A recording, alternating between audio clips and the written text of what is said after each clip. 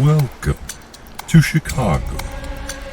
It is late at night, so let us play.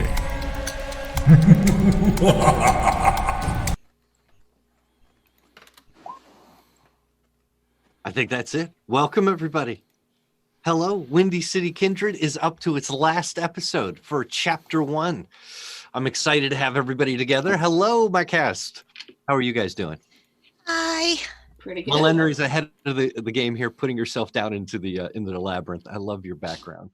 I'm about to die. It's okay. Brave going first. Good on you. How is everybody feeling this morning? Brave going first. We had to take a week off unexpectedly. How is everybody feeling this morning? Brave going first. Sorry. That's all right. That's all right. In-laws, man. What you gonna do? Aren't they not supposed to just pop in like that? No, it's just us going down, so I should have planned better. My bad. Oh, okay. We'll blame you. He gave you a chance. Yeah, but if my in-laws see this, you know. I saw your brother was getting visited too. Yeah, Is he my okay parents. with that? Well, my mom and everyone are moving up to Nebraska, so.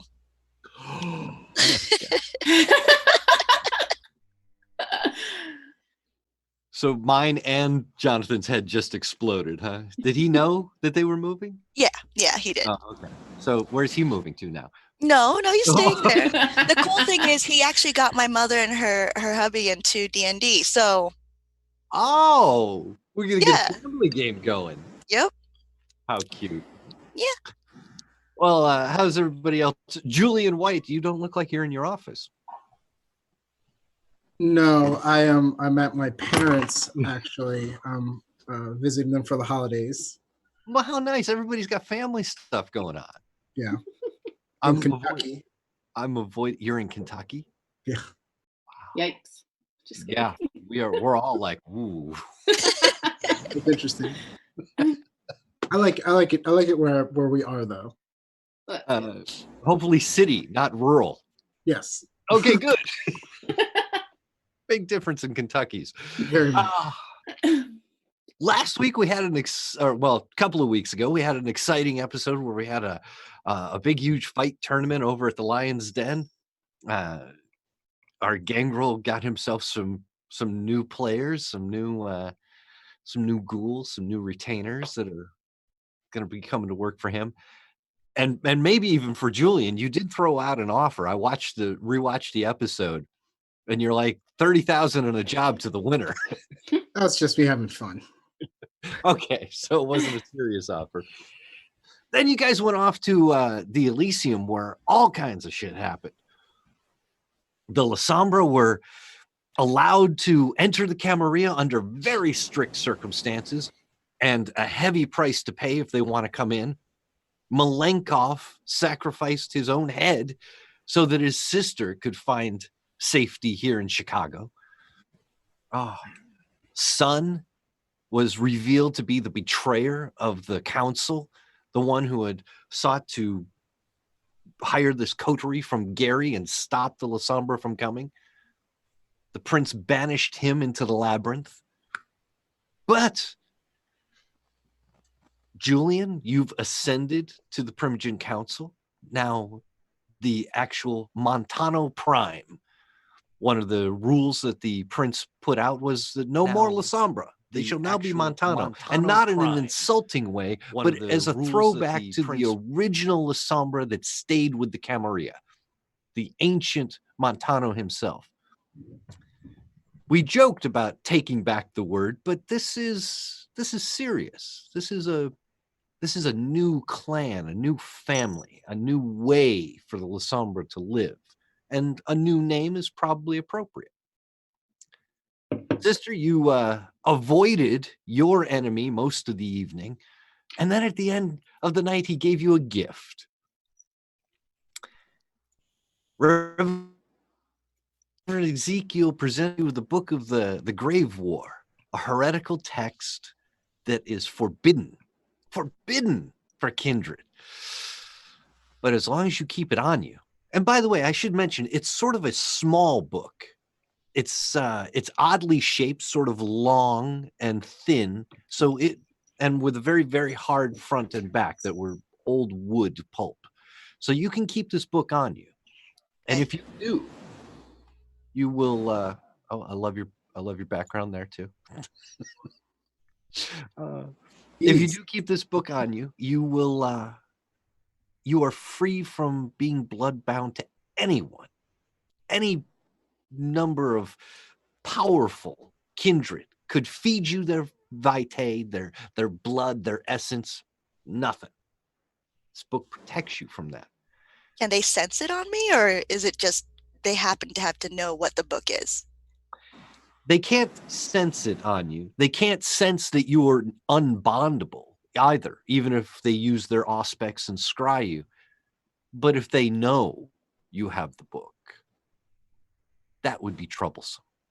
Of course. Everyone wants it. No one's supposed to have it. And the one who does is a target. And the one who gave it to me can tell other people. That's nice. That's nice. He is a devious son of a bitch, this Reverend Ezekiel. And it seems like he has plans and schemes of his own going on. Exciting times. But that's where we were sort of left. The vote that happened throughout the council and the important members of the Chicago Kindred Society determined that the La Sombra can indeed stay, but that didn't come without its consequences. Even the sheriff, Damien, threw down his badge and walked out. We found out later that night he's no longer sheriff. He does not hold office.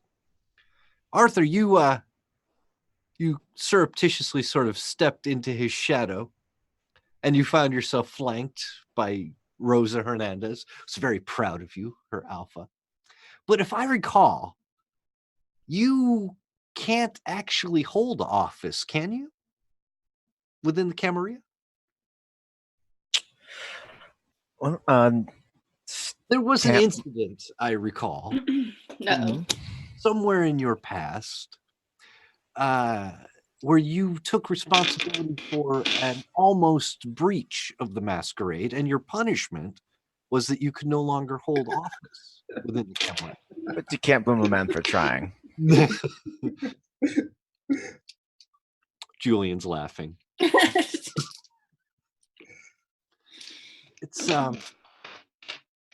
It's going to be a hurdle, but Rosa is going to suggest that you become sheriff.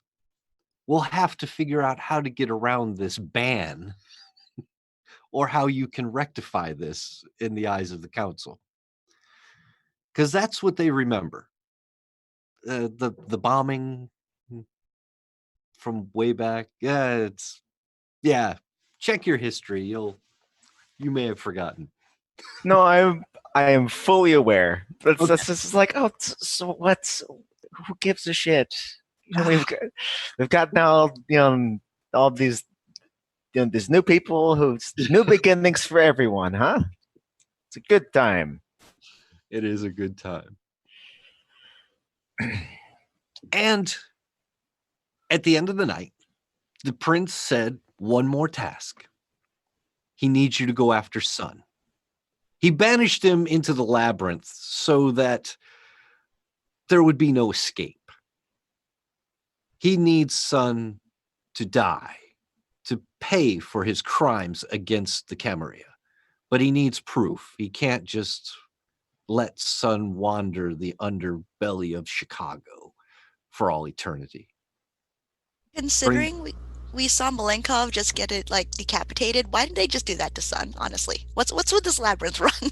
I know. It's just it's contrived. It's like some story person just wanted to throw you through an adventure. And damn that person. But that's where you were left. It is 4 a.m. in Chicago. Still late at night. So let us play. The prince, Julian, to you, he'll put his hand on your shoulder and he'll tell you, this is good for you. Trust me.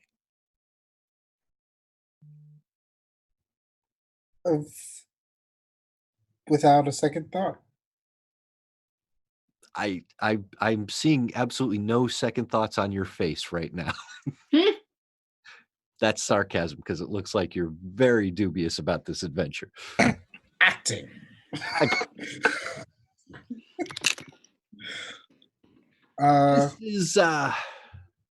This is not the best time to be doing this. It's 4 a.m. Some of you, I believe, are still injured or are down some willpower. But the labyrinth awaits. The good news, from the basement of the Succubus Club, when you go down towards the labyrinth door, you first have to pass through some cages, some quiet areas, some bondage rooms, some places for feeding. If you are hungry, there are subjects down here that you are free to slake your thirst on, particularly if you need to. I think since we don't know how long we'll be down there, just eating our fill would probably be a good idea. Or share. Oh, nice. Get some music going. Baby chorus. That's what he's doing with his time now. Well, he's got a lot of time to focus on his music. Maybe it'll be better. Is that possible? Yeah, exactly. I mean, how do you mean better? How do you improve on perfection, right? You can't improve what's perfect, This you know. Perfect for me now. Now Wes Anderson will owe me a favor. So Does he? if Damien ends up being killed, yeah, Oh, well, yeah. If he, you won't have to use the music in his movie. You're welcome. wouldn't have to pay for it anyway. I'm Julian is on his phone right now, and he's going to ask someone to bring his vehicle around, the good one. The good one. They'll know what I mean. Okay. It if the good one is at your condo, it's very close. Yes. You are blocks away. Your retainer can definitely find you there. Okay. Probably the same guy who helped get rid of Narvin's body and car. Okay. It will be a large black SUV, and I'm going to go and open the back, and it's going to be full of weapons. Arm yourself, Julian White. Or arm your friends, because you yourself are pretty dangerous, even if you're not holding a gun. That's what they tell me. Yeah, sure. Have at it, guys, if you want. Yeah, I mean, I'll pick a second gun, I suppose. I remember grabbing one from Arthur. Yes, you didn't bring the SMG into the club, but you are packing a pistol. Yeah. But So- now, choose your weapons. I don't know what he's got. Whatever he'll give me, I'll take. I'm very rich. Yes. You can. Name a weapon. It's probably there. I mean, but I can't. That's what I'm saying. So We can go our other plan, the flammable thing through the labyrinth that we talked about. We can do that. You say name a weapon. Oh my god. Are we talking like? Could I have like an AA-12 with a drum magazine and Frag 12 explosive shotgun slugs? I will remind you that the space. Look at Melenre's background. The space you're going into are tunnels and confined areas. So a And sprint would be good. you want explosive rounds in collapsible tunnels? I'm just testing the ceiling. Yeah.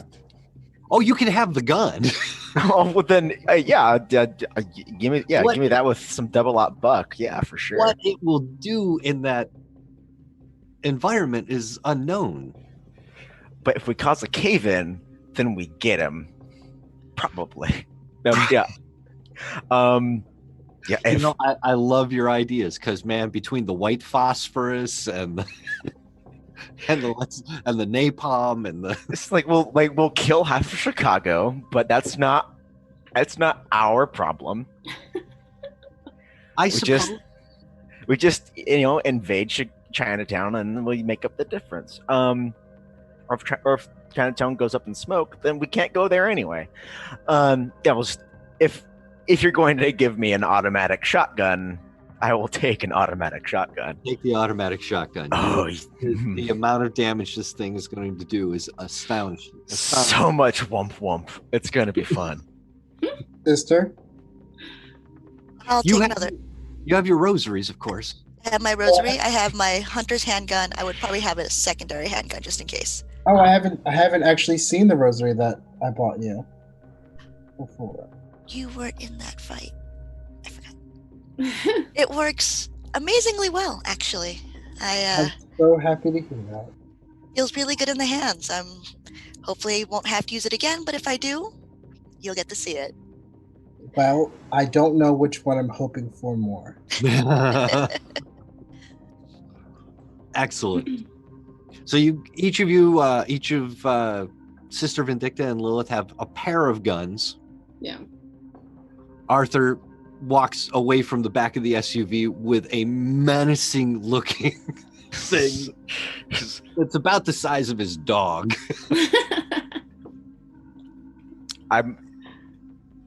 If this goes well, I might also name the gun. We'll see. He's sort of petting it already. Yeah, he's doing like chamber check, and he's like, it's such a good sound. Named Kara. This is my very favorite gun. Yep.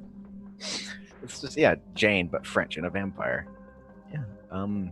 And Julian, what did you select for yourself?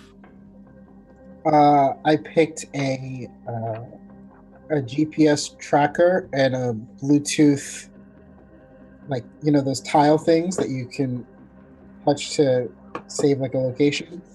Picked up my GPS and the tracker so I could put one at the entrance and find my way back out. I have my glove. I'm going to put on my a black kind of partially armored trench coat or pea coat, actually not trench coat. And I am going to take question. Do drugs work on vampires? No, but as a bloodhound will tell you, the blood of an addict can affect you. Yeah, I'll tell you that if you want to know. So the drug the effect of the drug you're looking for is usually found within the vessel of a mortal who is currently feeling that sensation. What do I know about Sun? What do you know about Sun? Been a part of the Primogen Council for at least 2 to 3 decades. He's been there since you've been here.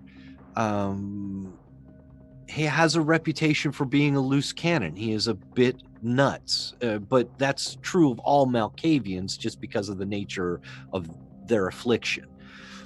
He's very medically oriented. He likes to feed on psychologists and psychiatrists. He keeps a haven that is more like a padded cell in an asylum for himself.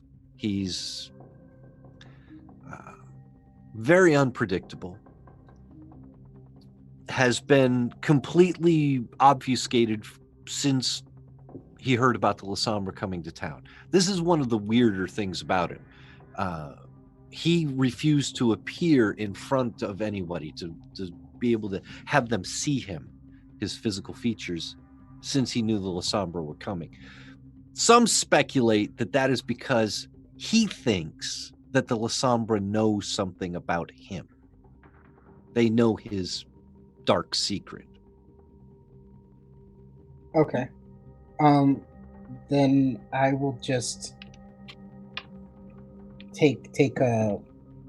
I don't need much. I'll just take like a silver lined handgun. The grip isn't silver, but everything else is, and some bullets, and I'll put them in my coat and find Sierra.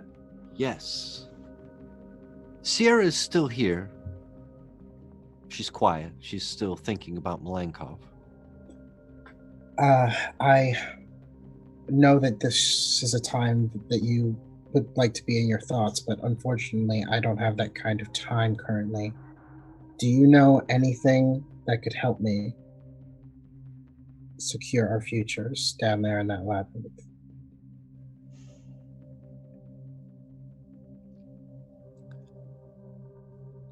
She tells you that there are stories that made it back to her clan. That Sun, in his youth as a kindred, had been forced by Sabbat agents to diablerize his own sire. Now, the stains of diablerie last for a while, but Sun's insanity has him thinking that perhaps he still bears them, even though this was decades ago. All but forgotten, nobody would actually care. But Sierra believes that that is the secret that he's trying to keep. What was his name, the sire? I knew you were going to ask me. Did I put it down? Give me a second.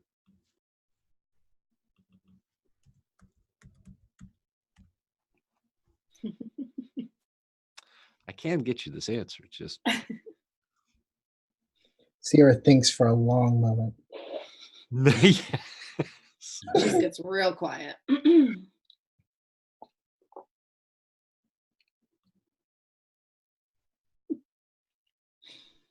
It's buried.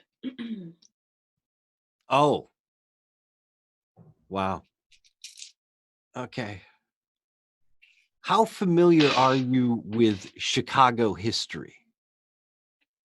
We'll see.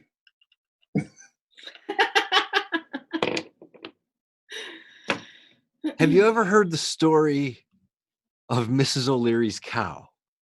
Yes. Can't say I've heard that one. Rumor has it that Mrs. O'Leary had a cow that knocked over a lantern, started a barn fire, which caused the Great Fire of Chicago in Oh. 1877, I want to say. I'm not sure about the year. The story of the cow starting the fire is a complete fiction, and most mortals even know it as anecdotal. Some kindred know it as a battle between vampire back that started this fight. And Mrs. O'Leary was an old Malkavian herself. She sired Sun many years later. And presumably Sun diablerized her. Okay, then I'm going back to my trunk and I'm getting several Bluetooth speakers Oh, Bluetooth speakers. putting them in a duffel bag, All right. and that's it. They're small nowadays. You know, you can get a couple of small ones. They'll still be nice and powerful, easy to carry. You don't need a big bag. He's bringing a lot of them. Is that everything? I believe so. I will skip past this part very quickly and just say, if you're hungry, You can feed. I don't need to feed, but If we need to, And- can feed down to 0, right? You can feed down to 0. Sweet. The body you leave behind will be taken care of by Annabelle and the Succubus Club. This is a gift for your adventure. You're going to need the strength anyway. No rolls are necessary. Take what you need. You can all put yourself at 0 hunger if you choose. If you don't want to kill somebody, that's a personal choice, and just go to 1 hunger, and you will leave a blood bag behind. Beneath these dungeon-like rooms and cells beneath the Succubus Club, there's another level. And it gets old. The brick, the mortar, it all starts to look like it came from another time and another place. It looks Victorian, for lack of a better term. It just starts to look and feel old. The tunnels, they wind and stretch on for ages. Every direction you look, there's a passage to go. They aren't exactly T intersections. There's a lot of angles. There's a lot of 5-way intersections. There's elevation changes. You find yourself going down a great deal whenever you walk. Slight angles. Julian, you can place a GPS marker right by the entrance. Your V phone will still show you the map of Chicago and that ping from that GPS. It shows you directly beneath the Succubus Club, or where you know the Succubus Club to be on the map.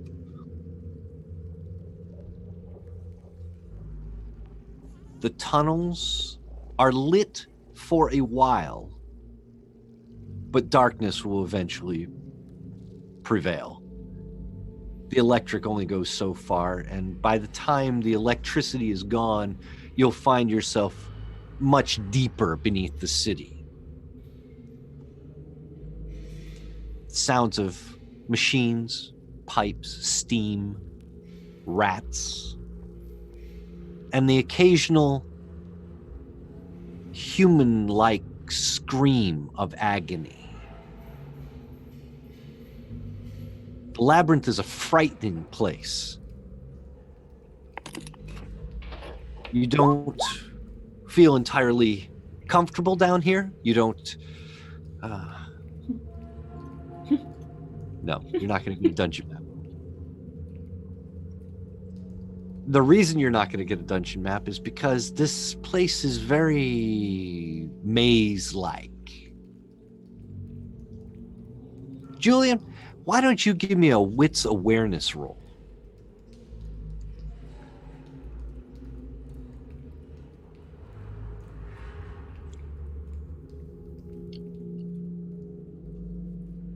Oops, wrong thing.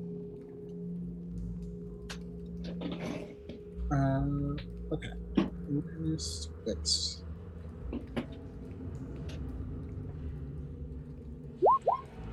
What did you... Oh, look at that. nice. Good roll. Your ping from the GPS is right below the Succubus Club, from that little marker that you put. Your phone also tracks where you are. You walk maybe 100 yards through the labyrinth. You can almost see, even behind you, where you came from. It's just beyond a bend. But your phone shows a ping miles away from the entrance to the Succubus Club.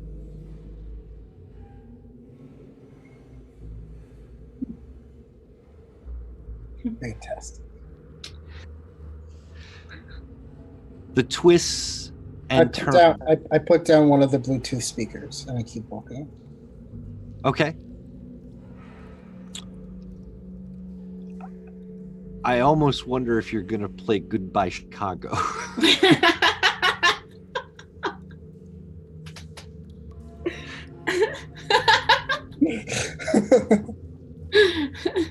Because God knows what that would do to the creatures down here. Oh, God.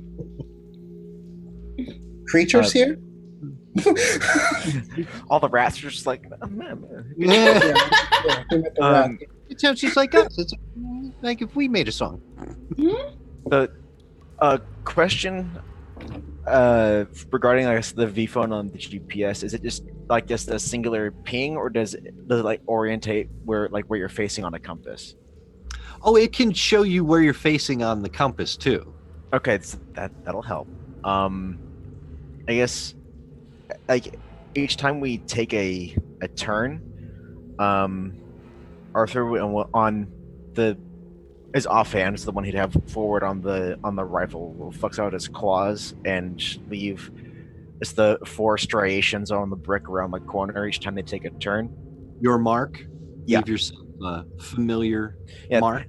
And like at around like his head height. Okay. So that way if someone tries to like dig deep as deep into the brick as it can, so that way it's not easily like rubbed off or mimicked. Okay. You will do that around each of the corners and bends and turns and try to leave yourself a little trail of breadcrumbs that lead you back. Mhm. Have you not watched Labyrinth? You know what's going to happen to those symbols, right? Yeah. Listen, until they do, It's worth a try. and I don't know if we're dealing with like some namer bullshit, and there's gonna like we're dealing with like technocratic, this my domain, my reality. I don't fucking know. Julian's just gonna roll his eyes when he sees Arthur do that. By the way, he's standing in the back. Julian is Yeah. bringing up the rear. Yes. Okay, I suppose we accept that. We Yes. expect it.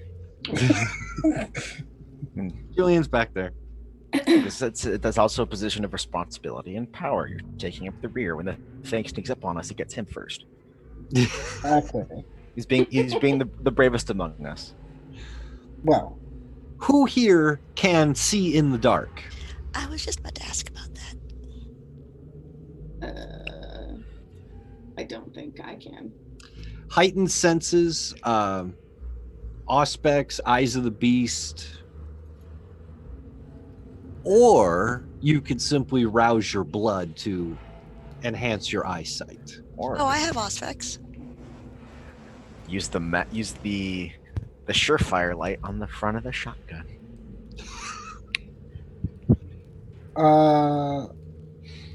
Speaking as just a tactician, would you put the flashlight on at the front of the shotgun? Well, because Or are then you talking about muzzle blast? I can see it. No, nice. Yeah, usually they have it. Yeah, they have the switch clamp so you can release. They do. Yeah. Turning it on usually makes you Target. a target. Yes, but fighting blind is also unless we don't have nods. So Don't you see in the dark, Gangrel? I don't have of the animalism gifts. I did not take Eyes of the Beast, unfortunately. Well then, Can I use Well, Sister Auspex? has Auspex. Yeah. Yeah. you can, I can- like I said, if you wish to rouse your blood to use some heightened senses or something like that, you can. That's easy enough. If you I'm pretty sure I can. Mr. Shadow Lord, I would assume so. Yeah. I mean, if, right.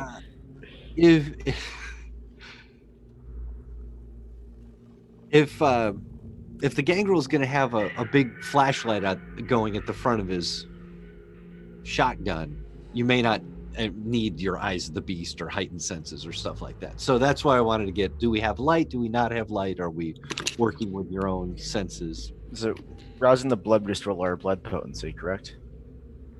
Yes. Just give it a little rouse check, and same as when you wake. Yeah. Pass or fail. You That's- get hungrier. It'll always work. You just get hungrier if you. And you're all down to 0, or presumably you are. Do we all want to rouse and maintain some a modicum of stealth over the light, or do we just want to keep our hunger as low as possible and use the lights we have? I would go the rouse the blood route. I would do mine too. Yeah, I think it's one of those things. We should all attempt to do it. Well, And if we all fail, then we have the flashlights. Yes. Let me give you this. You guys have been walking in the labyrinth for a little while. You're out of the lighted portion of it, and you're starting to get into the darkened area. You can continue, but you can also feel that sunrise is not too far away. You went in about 4:30. You've been down here at least an hour at this point. So within the next hour, you're going to have to find a place to rest for yourself. The labyrinth is dirty. It's rat infested. It's got cockroaches and sewage, and it smells bad, but no sunlight penetrates this deep underground. You can sleep freely for the day. When you wake, you're going to have to rouse anyway. So whether or not you want to rouse before you sleep or immediately after would be the choice you'd make now. If we're gonna have to rouse, and there's either rest now, have Quarry, give our Quarry a chance to possibly soldier through his own desire to go into torpor. He can try too. If you'd like to try to stay awake long enough to catch up with him, you can. Or the rolls are difficult for staying awake. Yeah. But if you succeed, you'll get a scene. If you succeed critically, you'll get the entire day. Jeez.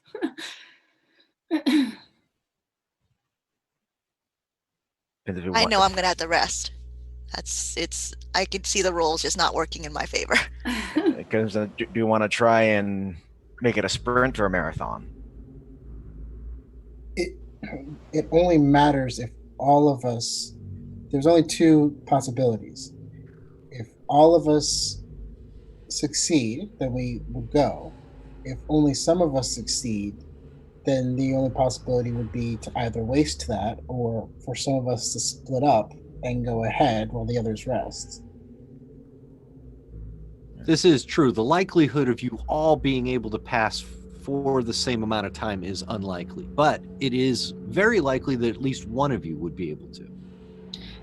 And I got, now that I'm first cursed, I can walk in the first hour of sunlight. So it's the first hour of sunlight and the first hour of dusk. So potentially it would only have to be one other person who would need to get it for a scene. Excellent. Oh, the Bruja came to play. I wanted to do something dramatic, but I wasn't able to find the stalker, and so it ruined it, but whatever. The one time you need your stalker, right? Right, exactly. How rude. Ricky, we might as well try. Sure.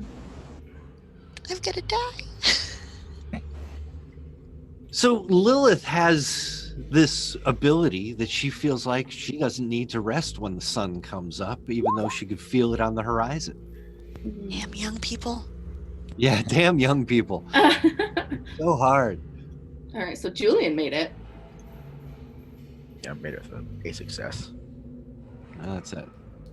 Nothing. So just click rouse, right? To rouse, what are we trying here? Are trying to stay up during the day?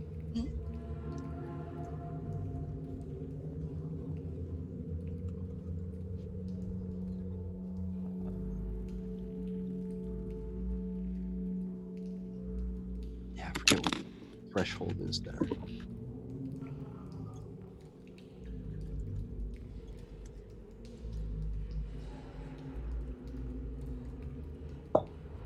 All right.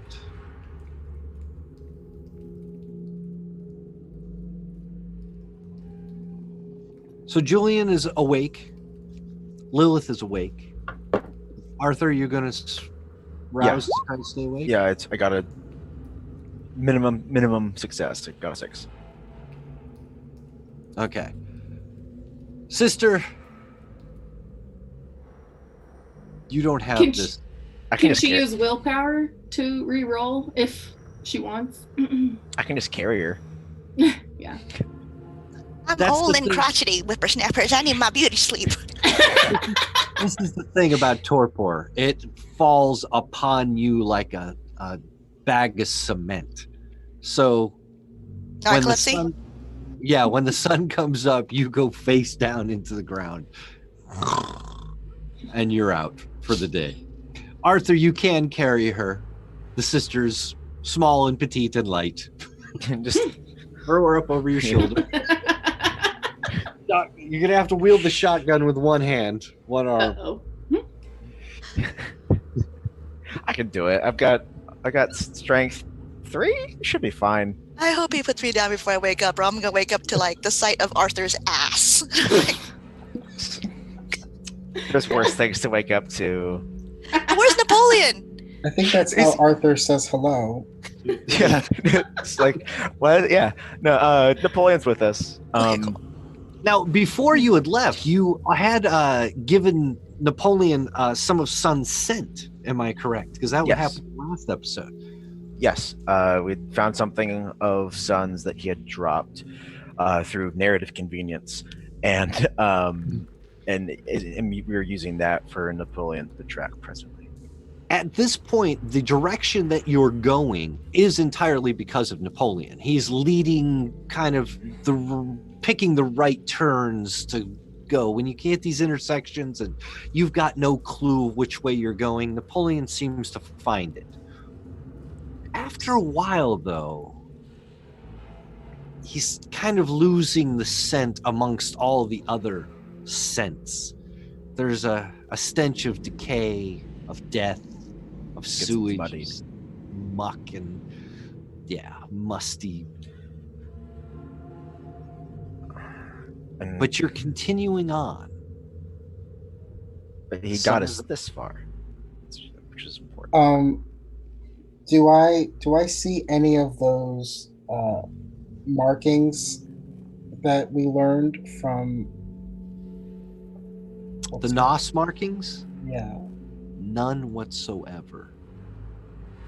And yet, most intersections here have some kinds of markings. The way Arthur is doing his claws up on at about head height there are other marks. X's, circles. Maybe that was chalk, maybe it was scratched in charcoal. Well, it's good to know that your ideas, you're in good company. Okay. If the wheel, no need to reinvent it, huh? But Yes, the wheel. Yes. I But- think people that invented it might still be down here. Actually. no. Perhaps you could, have them give over the copyrights for the whole idea, and then you get all that. And every time someone uses wheels or tries to trademark it to get a quarter, seems up your alley. It's an interesting thought. I like your entrepreneurial spirit. I'm really quite comfortable, actually. I just got a promotion. How about you? So glad I'm asleep. That's I guess the jury is still out. It's nice to have a friend and acquaintance among those up in the Primogen Council. So perhaps Yes, you you could put should- in the you word should. for me. You should ask them for a reference. Absolutely. Yeah, just I would, of course, be happy to give you one as well. no, I was referring to you, my friend. Oh, But- I didn't want to assume. How thoughtless of me. Oh, it's almost ironic, but the amount of shade you're throwing. You lean in. As far as those questions, I kind of move closer. I don't know if I can ask, but I might have a way of seeing if there's anyone around. In the shadows? Not necessarily the shadows, but the deceased. The deceased. Although they sometimes, I haven't done it in a while, they sometimes are not the friendliest bunch.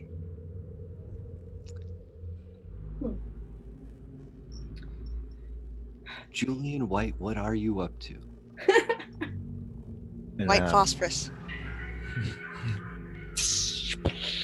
I mean, I'd be into contacting spirits if that's what you're referring to.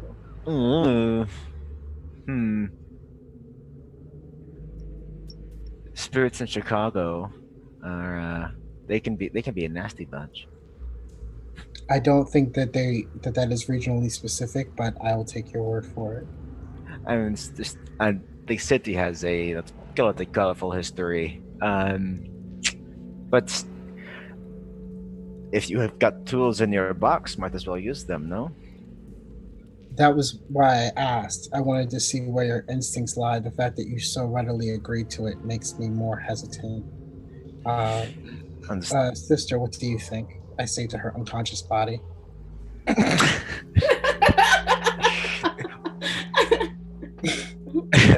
I'm happy to just have Arthur just set her down and be like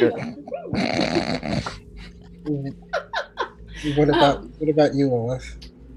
We need to use whatever tool we can to get this done. Okay.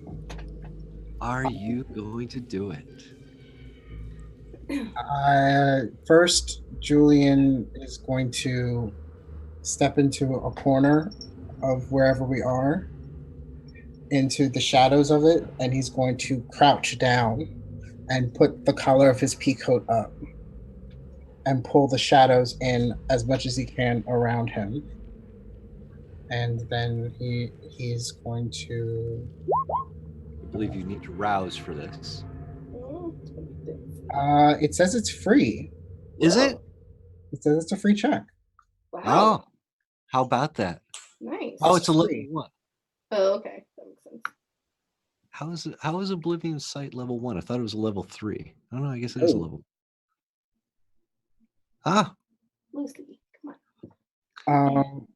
on. On activation, the eyes become attuned to darkness, and if a ghost is present and not attempting stealth, it becomes visible. They appear as they wish. Ghosts do not automatically realize when a vampire spots them, but if they do, and the rest of that's not important. What's the rest of it? And that's it. We lost her.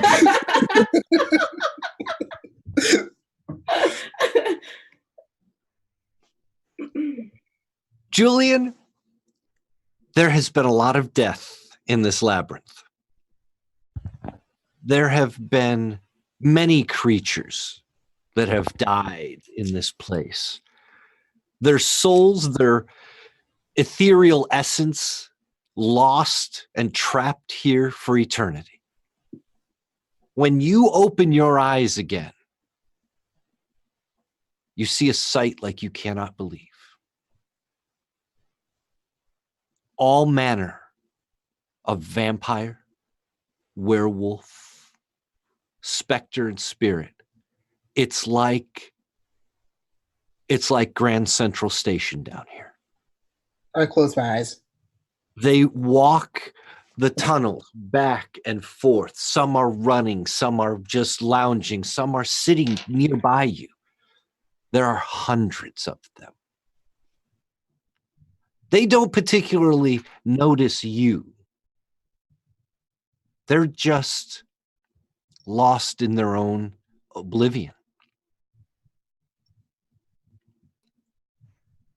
You can interact with some. No. Thank you for the suggestion, cruel God. But the one that wanted to see ghosts. See. Is there any direction that they are like going in particular, or is there a direction where all of the really fucked up dead ones are going, so I can avoid that direction? Do I They see any don't- patterns? No, because they don't know they're dead. Dope. In a certain sense, they are lost to their humanity, definitely, and their mortal selves and their immortal selves, but they still feel like they exist. They're doing the last thing they were doing when they died, which is most of them are searching for a way out. I close my eyes.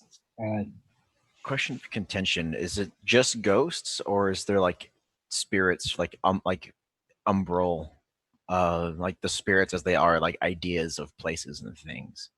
Not necessarily. They're all physical forms to Julian. You don't see them, but they are the physical forms of supernatural creatures. All right, Different clans, different creatures, not necessarily ideas. that's what I mean. If, like, they're all things that are once living, or are there things like, the kinds of spirits of the lupines converse with, if those are visible, or if it's only things that were once living? Not the spirits that they converse with, like the spirits of Okay. nature and things like that. But Okay. there are lupine ghosts down here. And that's just want to make sure. They gallop on by on all fours. Oh no.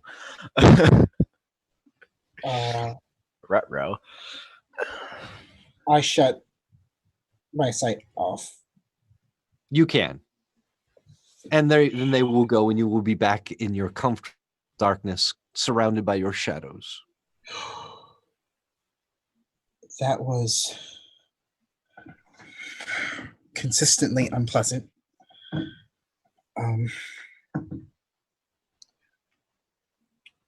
What if we're dead right now?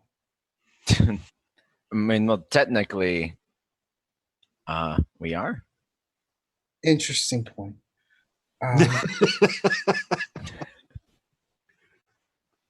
Yes. I mean, he's right. What if we're more dead? Yeah. Like true dead.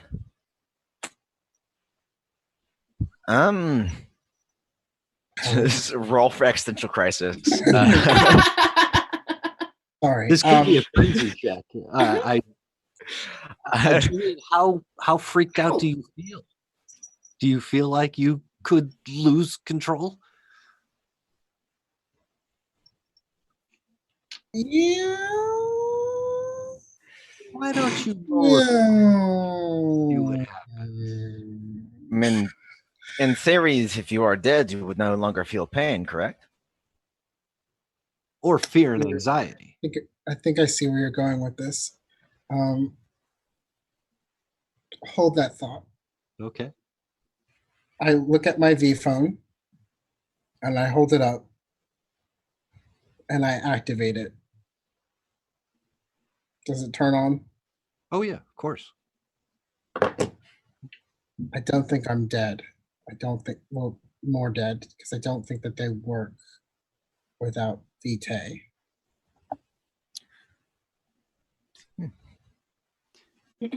Much smarter than just having me slap one of us, and then. But Well, it was your ingenious idea that made me come up with an mine. alternative.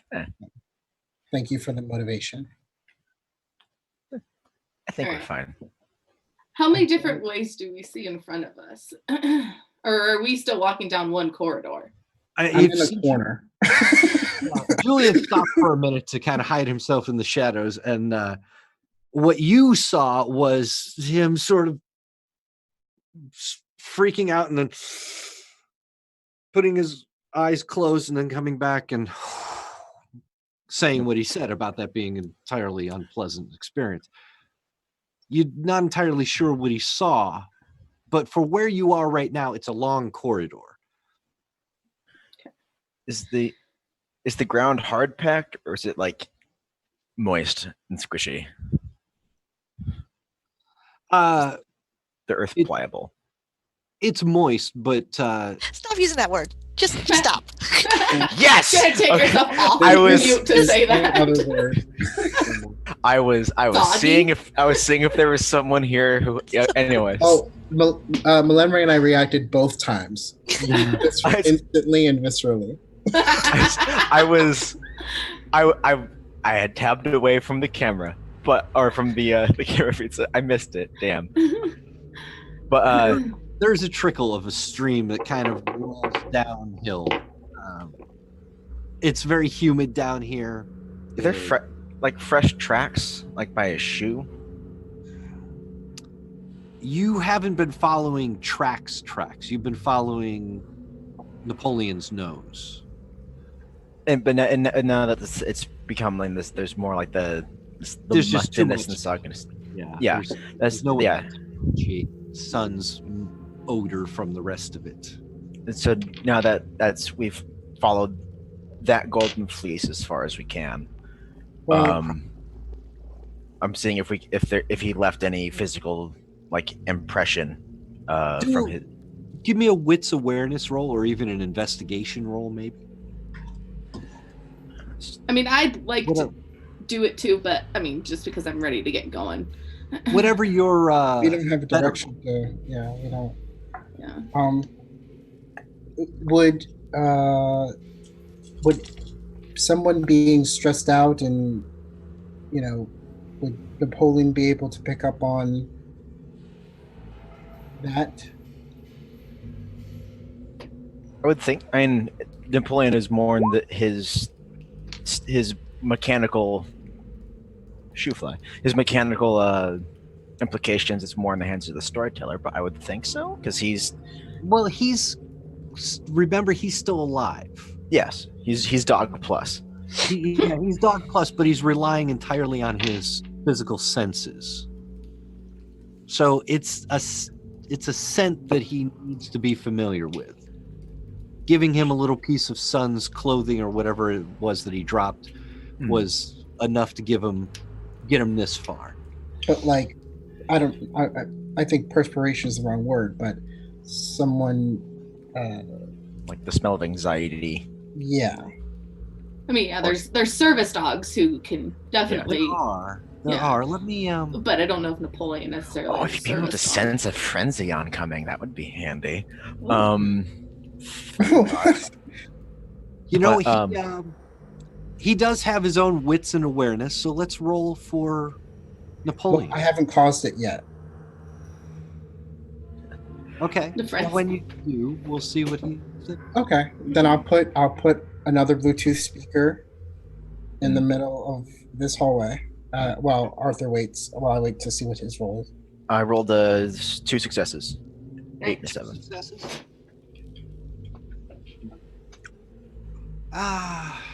You don't see footprints. You see markings along the walls, and you get the impression that other people have done what you've done. Mm-hmm. Leave a trail to try to follow. Given that you see a lot of these markings along the walls and the floor, the ceiling stuff, you take a minute and you go back to your last mark. You know where you put it, around the bend as you were making the turn. Mm-hmm. And you look up for it. It's at eye level. You know where you put it, but it's not there. Oh, well, that's just straight up alarming. Okay. Interestingly, if you look to the other side, it is there, but you know you didn't come that way. Oh, This is geez. the last mark you left. I'm gonna. It was on your left. Now it's on your right. Like, how far away? Like, if I peek around, can I see where the group is? 20 yards. The way I came. I want to make sure. Okay.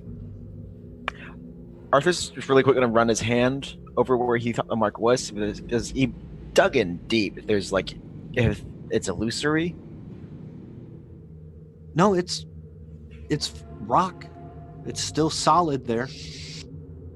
The other mark on the other side of the tunnel is deep, grooved. It fits your claws.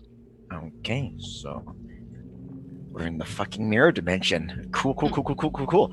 All right. Well, that is strange. But I mean, I know there's no way. Well, hang on. Can you look down at the footprints? Are they in the same order? They're backwards. Yeah, our footprints. They do seem like the ones you've just left are your marks. They seem right. But if Arthur goes back to where he is, where his mark is, he doesn't see any footprints. Oh, okay. Well, that doesn't help. Well, shit, I have no idea what to do. I'm going to put a Bluetooth speaker down the hallway, and you said there were pipes running down? Yeah, you'll find certain like steam pipes, water pipes, whatever, from the oldest of Chicago's infrastructure. Whether they still are carrying anything, who knows? But you hear noises every now and then. If I tap on it, is it like full of something, or is it hollow? Depends on the pipe you pick. Some of them are completely hollow. Some of them feel like they have something in them. I want to find one that's hollow. Okay, you can find a hollow pipe. Arthur, would you help me? I just need this to be open enough to fit this Bluetooth speaker. Let's see. And just because if I can't wedge this thing down to, it's probably like those little like D12 looking ones. Let's roll a strength brawl and find out how well you're. Let's watch me botch it and just. Big tough gangrel forgot to lift. All right. Either way, this is awesome. Either way, Julian's gonna have fun. That is 6 in total. So, Julian, you have your GPS by the front entrance, or at least under the Succubus Club. You've got 2 speakers now, or is this the third one? Third. This will be your third speaker. 1, 2, 3, 4 successes. 4 successes against a old lead pipe is not a problem. With a yank, it'll pop from its hinge and its mooring and come down and just be hanging there. Some dirt slides out of it. It's been empty for years.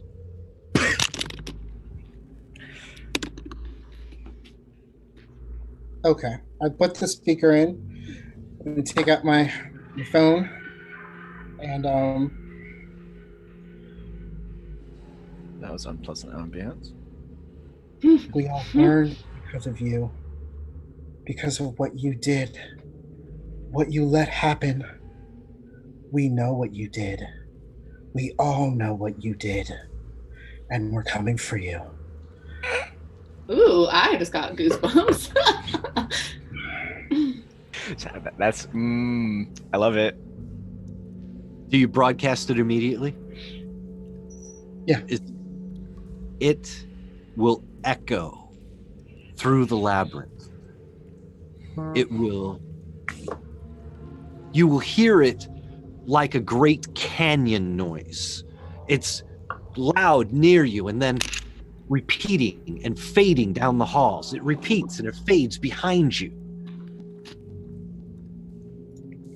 You hear several screams, not just 1 or 2, but 3 or 4.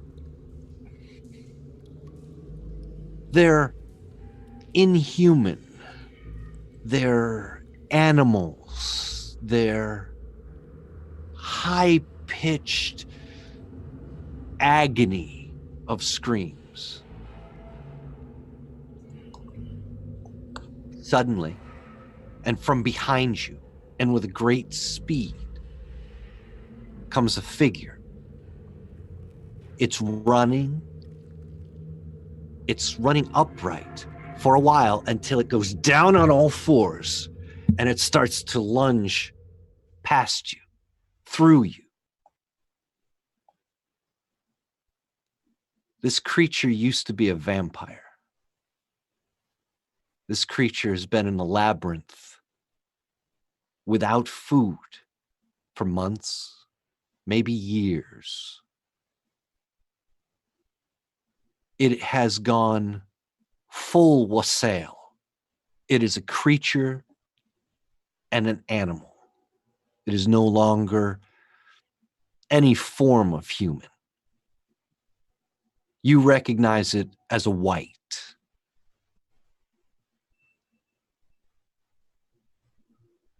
Its long, open jaw, fangs, drooling of vitae blood and sweat. Its hunched back, tattered clothes, scars and wounds all over it.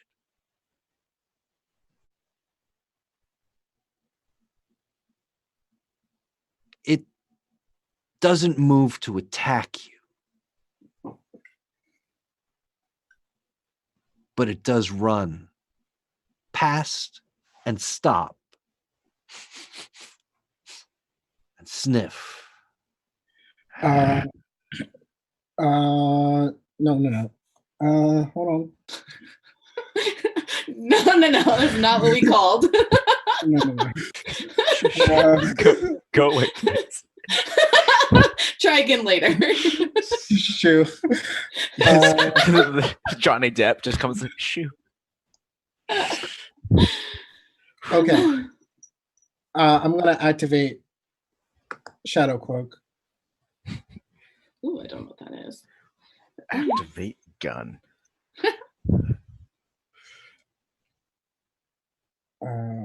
Okay. You get a 2 dice bonus to your stealth rolls as well as your intimidation. However, versus mortals. Yeah. Is it both against mortals, or is the intimidation against mortals and the stealth is? I read it as the intimidation is on mortals. The stealth is different. Yeah. Either way, there aren't any mortals here. No, but like the stealth part. Is that? Oh, the stealth part is fine. Are you trying I don't want to conceal intimidate yourself within the shadow? I figured you were trying to scare this thing off. Absolutely not. I am trying to not anything with this thing. Then Julian bravely becomes part of the wall. Just I want, shadows. I wanted to help everyone else too. It can't.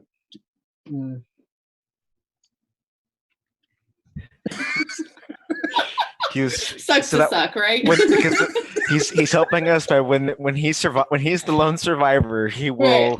Right. Remember. I'm sure he won't. He won't like you mistell our brave deeds. No.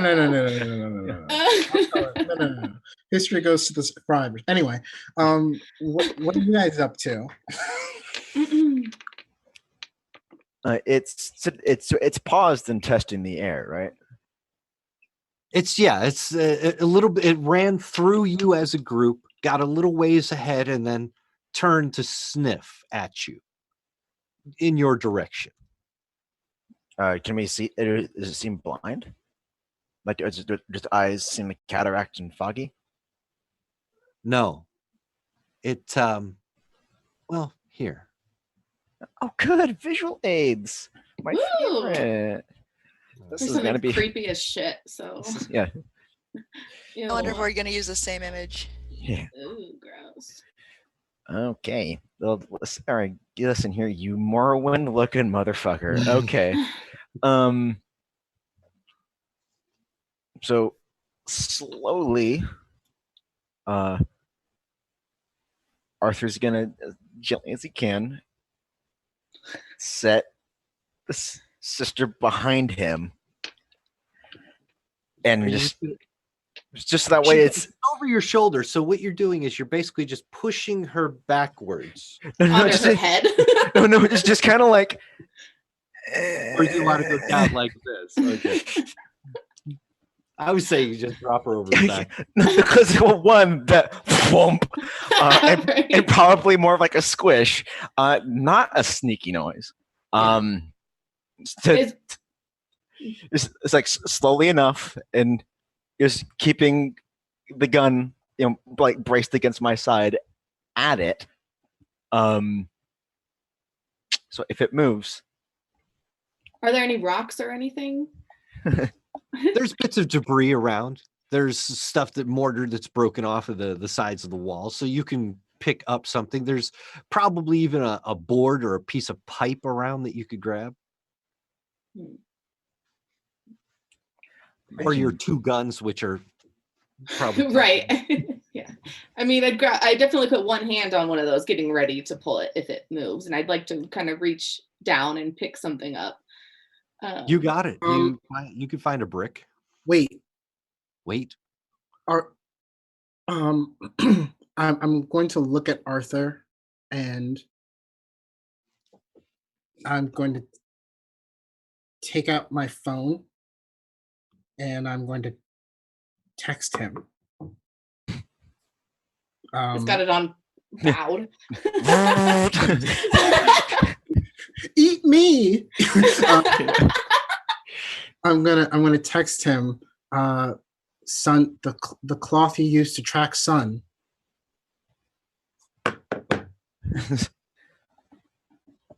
one moment.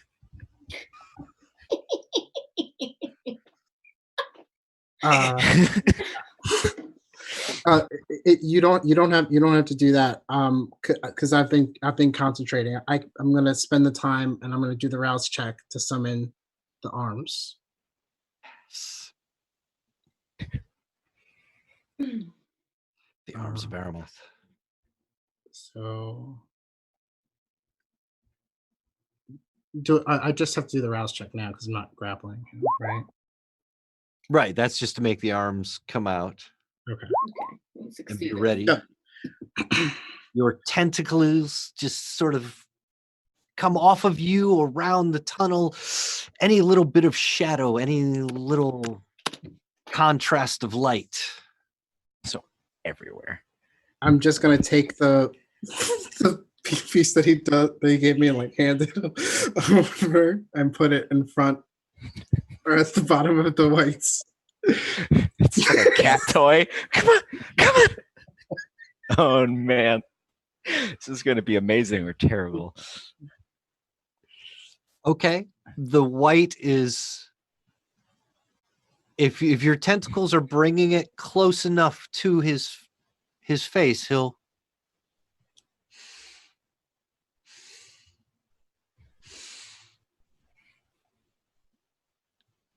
and then he looks behind him.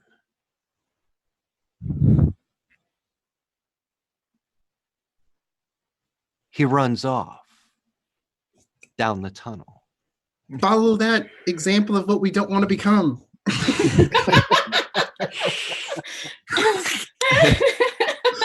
I should have taken a little like blow dart with little GPS tags. Right.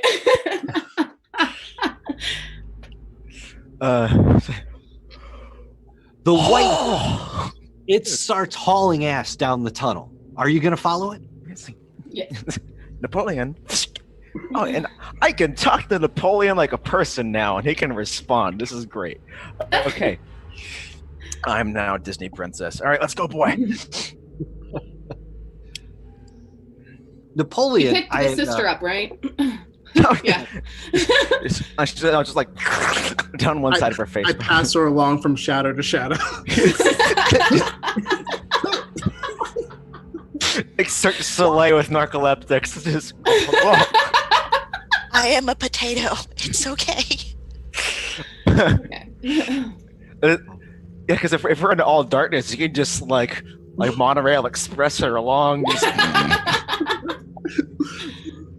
I'm all I'm all for Okay. it. Napoleon takes the lead then. He's going after the white. You can pick up Sister Vindicta, throw her over your shoulder, and the rest of you can start picking up the pace as you chase the white down the tunnels. Yep. I rolled a wit's awareness for Napoleon. He doesn't notice immediately. But after a while, this white is gonna get a little bit further ahead. And Napoleon is gonna stop suddenly. He's not going to continue following the white. He's confused. He looks back at you, Arthur. Like, What is it?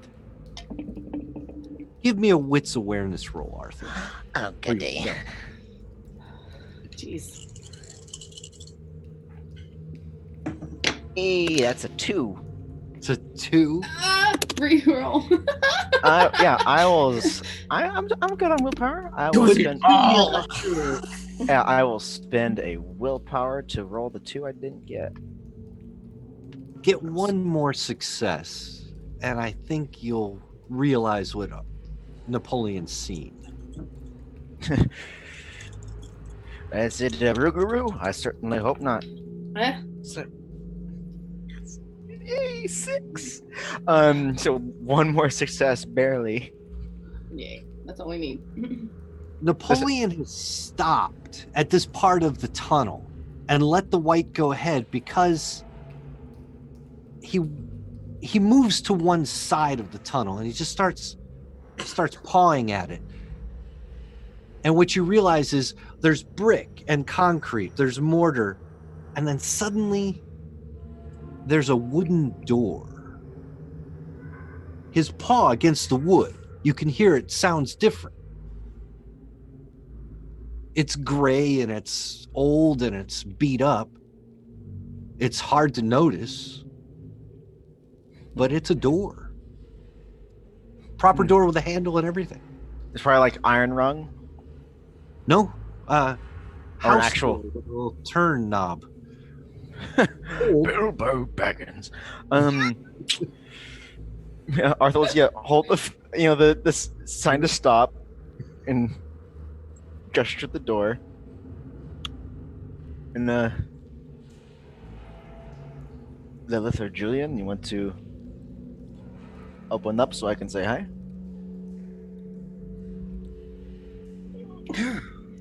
Why not? I can do that from up to how many feet away? How many meters away? Well, it's a long ways for those arms. I think 20 Yeah, meters. the arms have a length in yards equal to twice the Oblivion dust these. Okay. So I'm going to be. I'm not going to be all the way back. I'm going to be about like 6 to 8 feet back. Open up Claymore mine. You're gonna open the door? Yeah.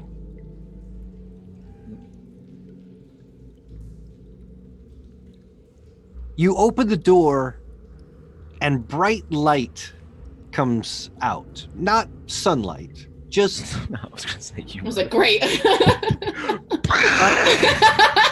and you're all dead. No, I'll tell your story.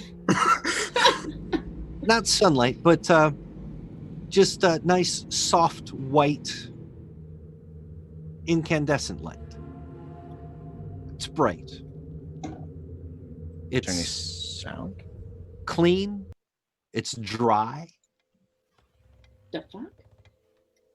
It's a library. Son of a bitch. Just what you need in the middle of down here. You've all been through Critias's Eternal Academy, and you're very familiar with his personal library. This is almost identical to his library. Obviously, different tomes are beyond the walls, but the layout is the same. Critias himself is a big fan of telling people that his library is actually a rebuilt version of the University of Ireland in Dublin. Their wonderful library there that he so loved. He had it commissioned and rebuilt at the University of Chicago, and for some reason, it's down here in the labyrinth. God, At the end of the long table, is a woman. She says, "Hello. Do come in. It's good to see you again."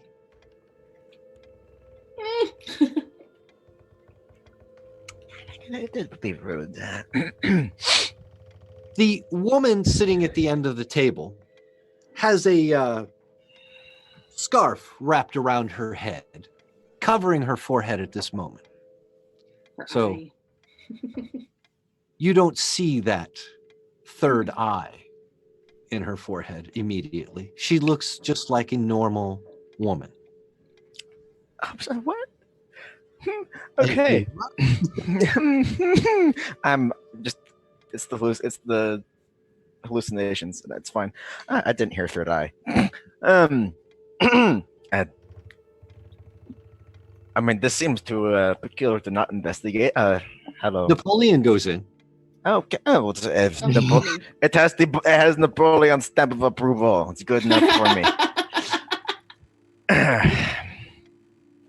And yeah, if Napoleon goes in, it won't assuage a lot of Arthur's concerns, but it will lessen them. Napoleon not only goes in, he walks right over to the woman who just starts petting him gently. Oh, now I'm just jealous. It must be something special. Julian will drop his shadows and he will walk in and instantly recognize all of this shit and go, again. Yes, Julian. Welcome back.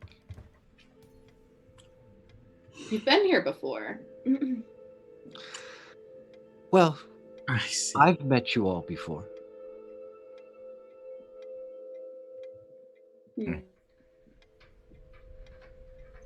What? Remind me when that was? Oh, so long ago. She smiles. Please, sit. I'm surprised to see you during the day. It's certainly been one, huh?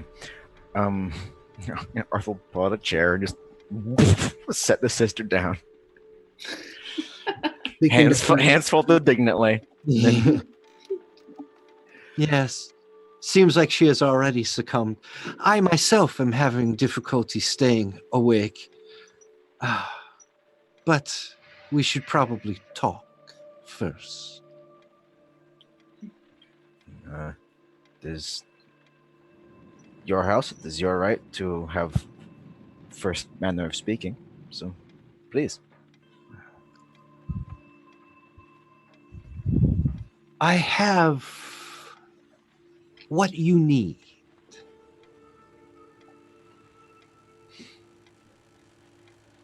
That could be a great many number of things. Oh, and for each of you, it may be different. But I suppose it begs to be clarified. Are you saying that in more of an arcane, existential sense, monetary, or the current task at hand? I find it strange to talk to you, Arthur. It's what I told you last time. Your existence is entirely in question. For you, I can't see what you need. I don't know that you still exist. I'm just gonna look at Julian and just like subtly make sure his phone turns on. And he's picking like the one. Does the phone turn on? Yes, your phone turns on. Okay. Julian has not sat down. Can I look at my phone? Mm-hmm. And I want I want to ask a question, but I don't want to ask I don't want to ask it out loud. So can I send it to you? Yes, please do. Okay. Please do. So I'm gonna like confirm this question on my phone. I'll send it. Someone has the Are three we eyed right raven's below number. Critias's library? I don't know. I don't like not knowing what question. As above, so below. Right. Which like we're about to get just like slapped with a paradox spirit and like this. At least Where let is us nap the- first. Sorry. I sent it to I sent it to Will accidentally. Oh, He won't know the answer. or he's going to make up something, so be careful. Yeah, Don't listen answer. to it. Unlimited power.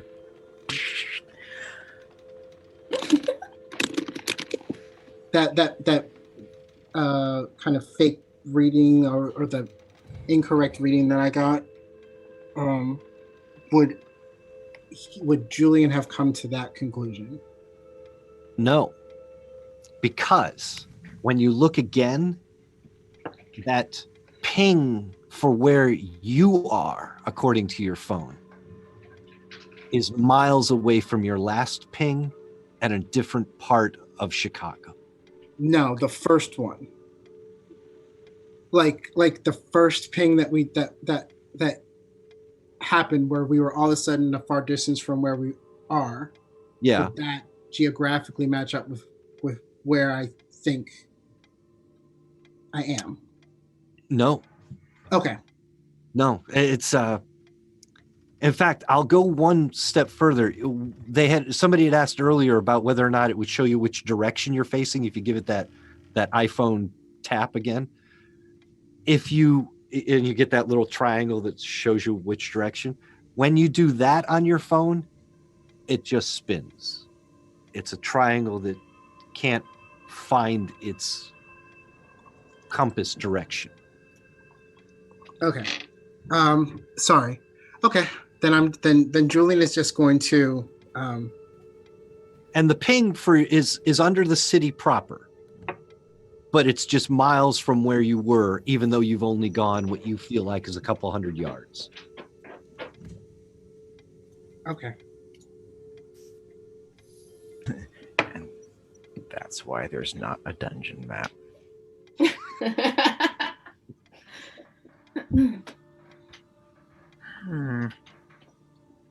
I think you have us at a bit of a disadvantage. Oh, life is so like that. Come.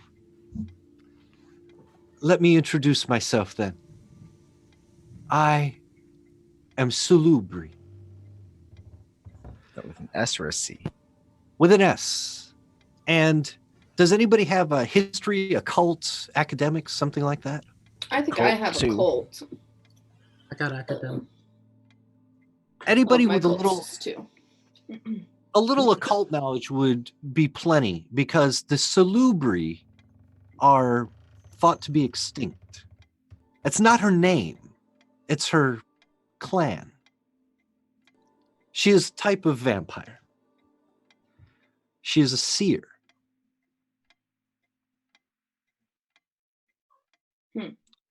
And it's then that she removes the scarf and shows you the third eye in her forehead.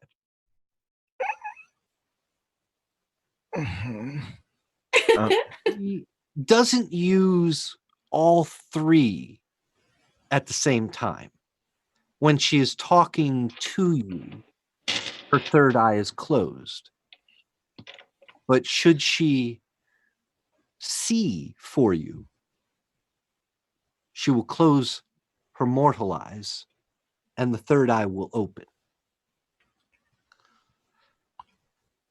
Cool. What is it that you need to know?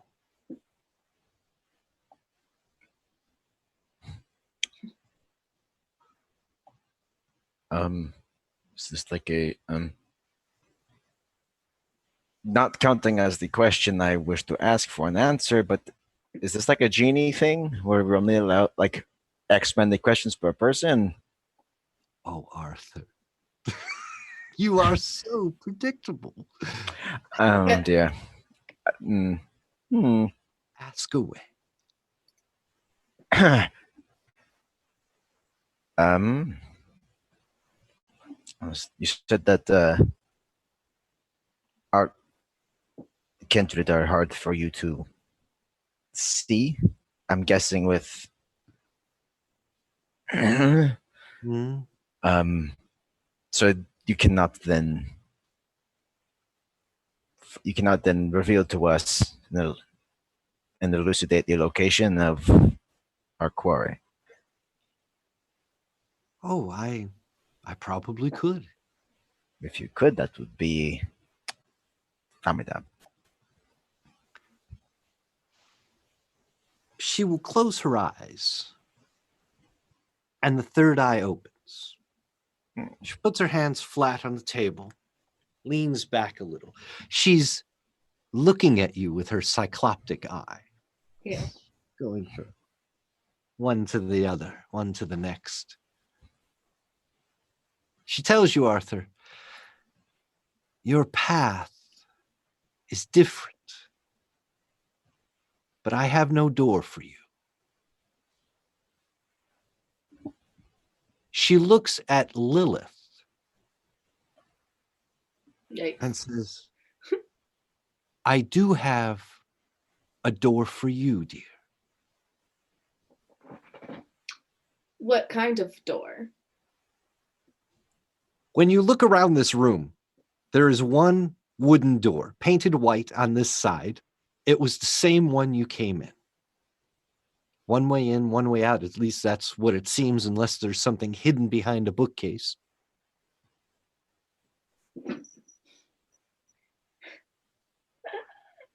I didn't want to go first. And you shouldn't go now. Each of you should rest before you go. Your torpor is nearly upon you. Yes, it is.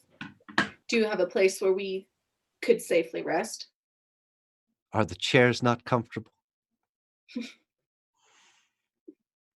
And I Feel think right at home. the Sister Vendicta seems to be quite enjoying herself. When she wakes, I have a door for her.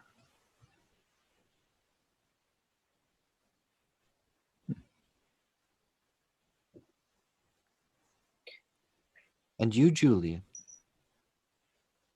Montano, I have your door. No doors for the gangrel then. Whoop, big news. Nothing new to me. Napoleon, however, probably has a door. Yeah, those little doggy doors. Yeah. You have my door. To where?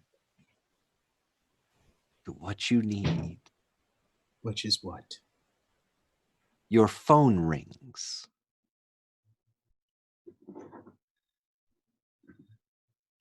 It's the prince.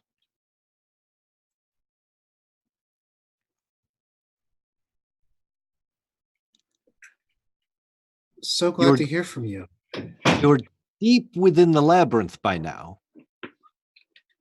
Yes. I've So these should, work forever, right? They do. They work perfectly. You have a very clear call. You could probably even FaceTime with him, though the prince admits that he is having difficulty staying awake to make this call. You, Julian, I sent for a reason. Do not tell the others. But Montano and Primogen, you are going to be in charge of powerful agents of the Sabbat. Come to the Camarilla. They will be your charge in 20 years after they pass Critias's academy. You need power. I cannot tell you to do this. I cannot make you do this, but I can allow you to take Sun's power. You will need it to control your clan. You will need it to find advancement and experience. I will not allow any of the Primogen Council to scry you with auspex, lest they notice these stains. If you're willing to bear them, however, you can have him. And why? If I may be so bold as to ask. I do suspect I know, but I want to hear you say it. I need you to be able to control your clan. They are going to be dangerous and powerful, and many of them older than you. You need it. You need it faster than time can give it to you. I can't order it, but you are authorized to diablerize Sun. Drain him dry. Suck his essence. Take his power.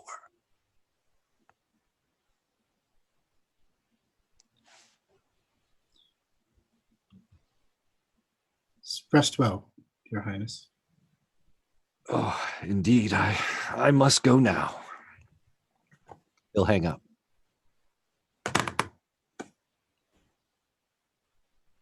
And Melenre, you could hear the conversation if you choose to activate your hearing. Sleep. Oh, that's right. You're already out. Yeah. Which is more of a does it? Does the other two vamps not hear this? I forgot. They don't have super sensitive hearing as far as I know. Yeah. I will look at Melenre's unconscious body, remembering how she eavesdropped on my other conversation. It's a thing we do in the nunnery. Come on. No, just go like nod and be like, yes, okay. I won't say another word. I'm going to sit in the chair and I'm going to go to sleep. You got it. Well, Melenre's out. Julian is out. Arthur, Lilith. I mean, I think I want to just wake up an hour before everyone else is what I want to do. See if she's awake. I'm fine with going to sleep now, basically. Okay, but you will rise with that hour before the sun is actually down. Yeah. Okay. Arthur? Before I turn in for the evening, Madame, if your sight is far-reaching enough,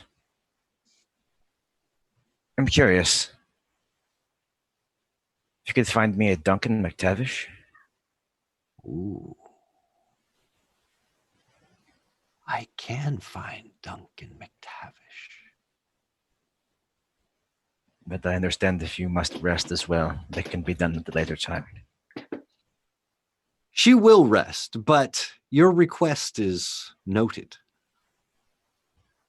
I mean, Madame just Between patting, you pulling and on me, the head. what would you do if you saw Duncan McTavish? Well, to put it in the words of a certain Sith Lord, aggressive negotiations. On brand. Mm-hmm.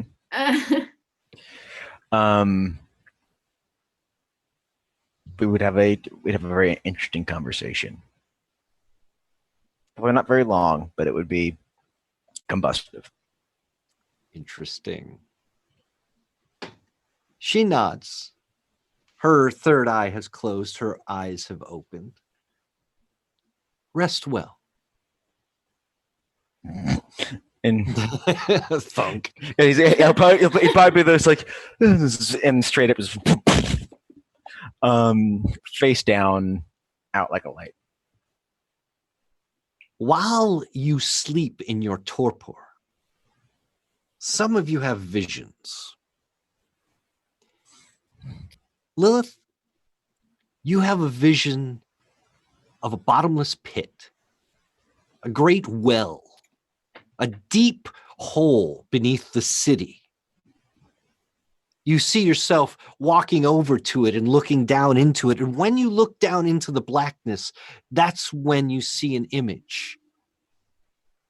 This is Lilith herself, the original woman, the original creation. In the oldest of the old books, that ones that predate the Bible, God is said to have created woman first, but been disappointed in what he created. He started again with Adam and Eve. And when they had children, Cain and Abel, Cain is long thought to have been the first vampire, the first one to create sin and murder.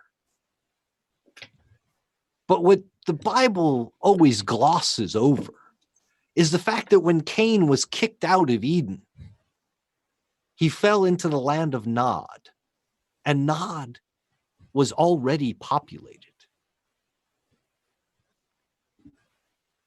These were the children of Lilith, the original, who had populated the world outside of the Garden of Eden. Lilith, the character, believes in this story wholly. She knows that Cainites are not the first, are not the original, are not the truth. Lilith was the first. In her vision, you see the goddess reaching up to you from the bottom of this bottomless pit. She wants you to help her rise. She's in the fucking lake. Sister, you fell into torpor early and you've been carried on Arthur's shoulder and dropped to the ground and picked back up and thrown in a chair. You don't really know any of this is happening. But your visions are different. You have a vision of the ancient Tremere. Tremere himself was a 9-foot power god who had controlled his blood to the point of being able to produce abominations with it, produce new effects with it. He is the original, the originator of blood bonding, of blood sorcery. He is the antediluvian creator of the Tremere as a clan. You see him destroyed by Karna, a young, lithe, petite woman, brought down this massive god like a Davy and Goliath. She brings Tremere to the ground and cuts him up into pieces. And your vision ends. Julian White, as you succumb to your torpor, you are transported back in time and space. You sit in Carthage. There is a council meeting, highly contentious. Tempers flare. Kindred of all kinds in a panic, in fear. They've just decided to create the Camarilla. And one La Sombra stays behind. You see this figure of a man named Montano. He glows with his own kind of powerful aura. He watches his own clan abandon him and walk out of this room. And then he turns and looks at you, Julian. He says, "Help me now. Help me rise." And your vision ends. Arthur, you'll wake that next evening and just give me a rouse check. You know, when everyone's having vision quests and you don't, that is a bad sign in film. Did you smoke the peyote? Blush of life required to partake in this vision quest. I rouse. You rouse. Lilith, you'll wake up an hour early. The Salubri does not, unfortunately. She seems to have her own little alcove where she goes and just pulls a curtain aside and she'll rest there. In the hour before everyone else wakes, what would you like to do?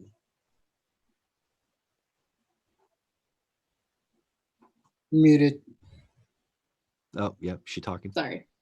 Sorry. I would probably like to just kind of snoop around. Obviously, nothing too crazy, but just looking at the books, seeing how they compare to Critias's library and different. This library has kind of a different focus.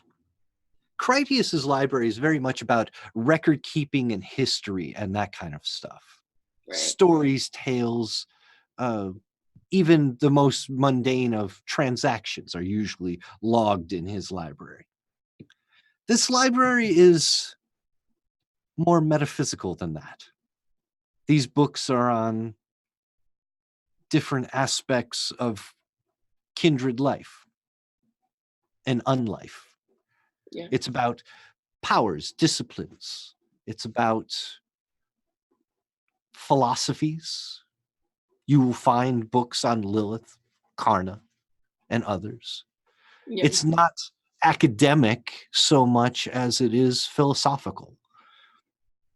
These are things, books, and ideas rather than records. Yeah. I guess I would just thumb through some of them. I'm not really looking for anything specific, but I guess the general feeling I'm getting is that there's a lot more history that I necessarily learned from the academy. One book might grab your attention. It's about the old Camarilla of London. Dating back to the 1700s, the 1800s, under the rule of Lodin. I think it was Lodin. I might have that wrong. Sounds good enough. But the old London, these are stories about it having become too accepting.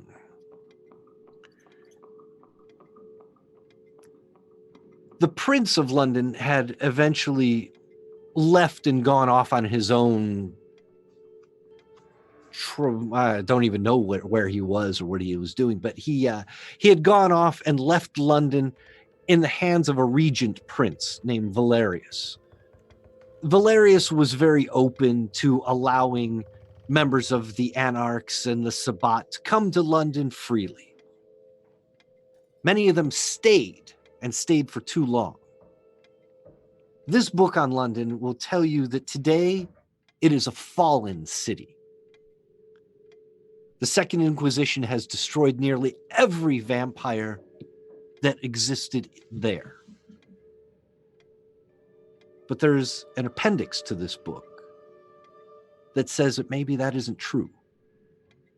And that maybe Right. London is the first successful Camarilla city in modern history. They've used the rules of the Masquerade and the great tenets set up 1,000 years ago to hide themselves from all mortals. To the Second Inquisition, they think London is a fallen city. They think they've killed all the kindred there. But this book supposes that maybe the Camarilla works. That is a conundrum. The Salubri will rise at about the time that everyone else rises. So rouse checks from everybody. Except Arthur, who's already woken up. I didn't do a rouse check when I woke up, so if I don't throw it off I succeeded. Excellent. Lilith, she will turn to you first and say, "There's no time like the present." She closes her eyes, her third eye opens. She puts out her hands and says, "I have a door for you." And she gestures to the door you came in. Yeah. I'd go over to it. I'm curious. This is walk through it or don't walk through it. What do you choose?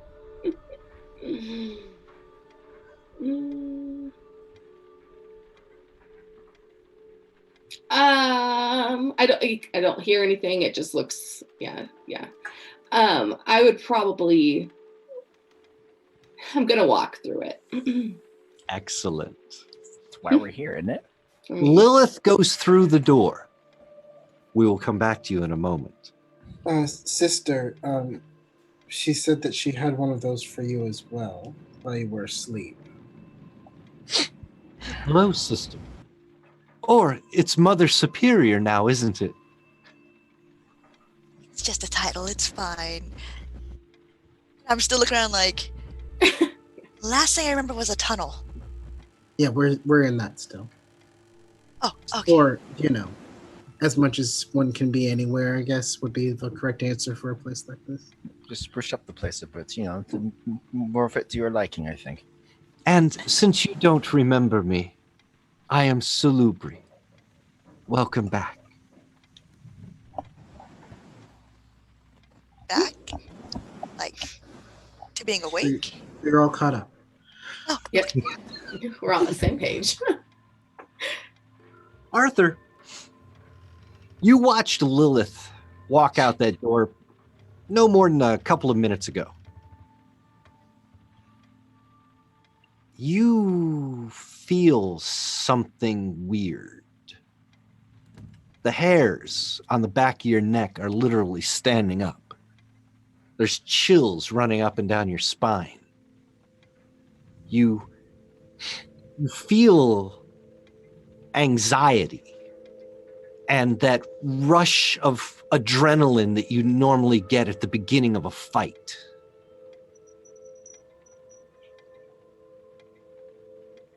You just look from the Salubri to the door. Where did you send her? I gave her what she needed.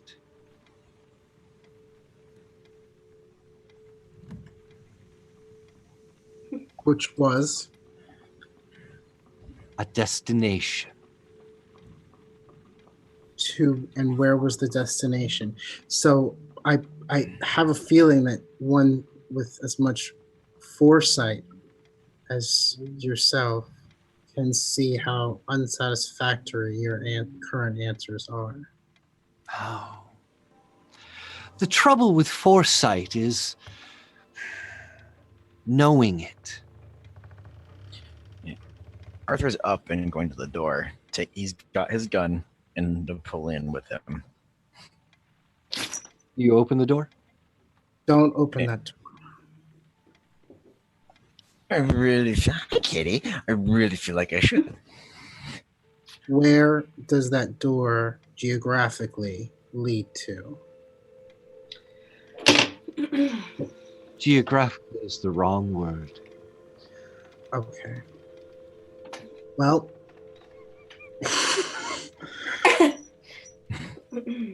Arthur, do you recognize this sensation? It's that feeling of like someone, just to put it in like animal gangrel terms, it's like someone in your back and your care is in danger, correct? So you said Very much. it's that rush before a fight, and so it is that choice to fight and the fight or flight response. Your closest members of the coterie are with you, except for one.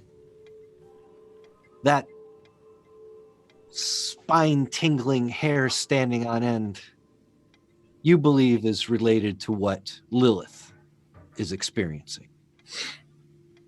Yeah, Do you want to open the door? He's not going to be so rude as to kick it open, because that might open up a fucking singularity somewhere in the cosmos. But he'll swing the door open, check like if there's corners to check, but that same tried and true thing he's drilled into himself through decades. Yeah. And you pop that door open then with your shotgun, and you go around and you look both ways. Yeah, cut the pie. Yep. It's the hallway that you were in the tunnel. It's the door you came through to get in. I'll go back. Is nowhere to be seen.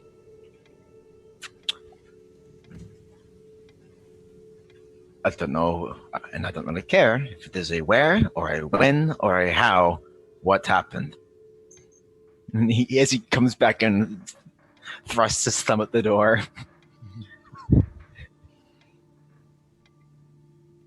She has questions that need answers.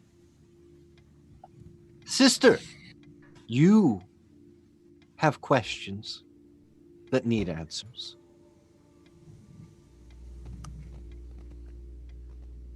Do you wish to ask me, or do you wish me to see them? Will she be okay? So that way our friend calms down a bit. Can you see that? Microphone. Yeah, your mic is a little... Thanks. Sorry, I forgot. Juliet's keeping us in line.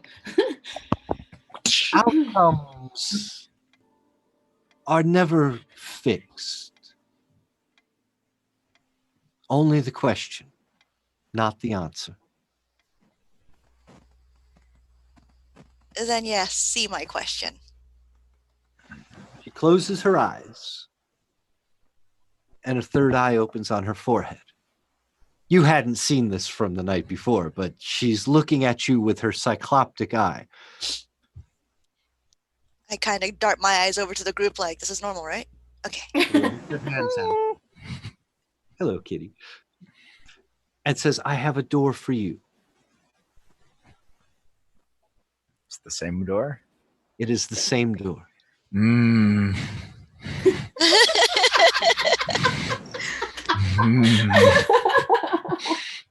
Salt the Earth Gangle is not liking this.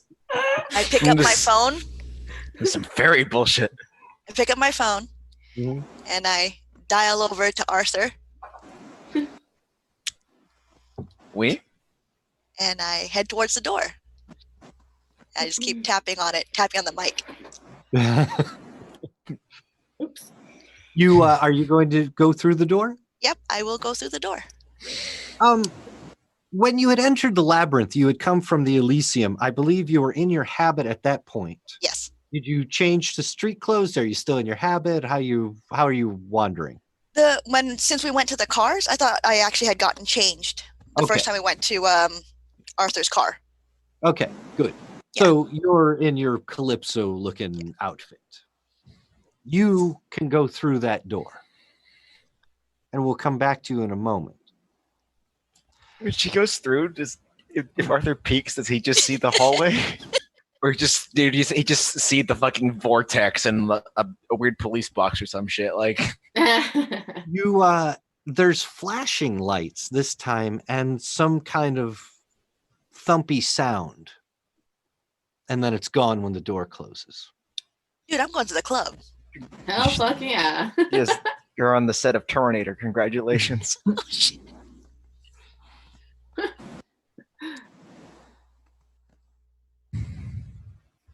Now, she did keep her phone on.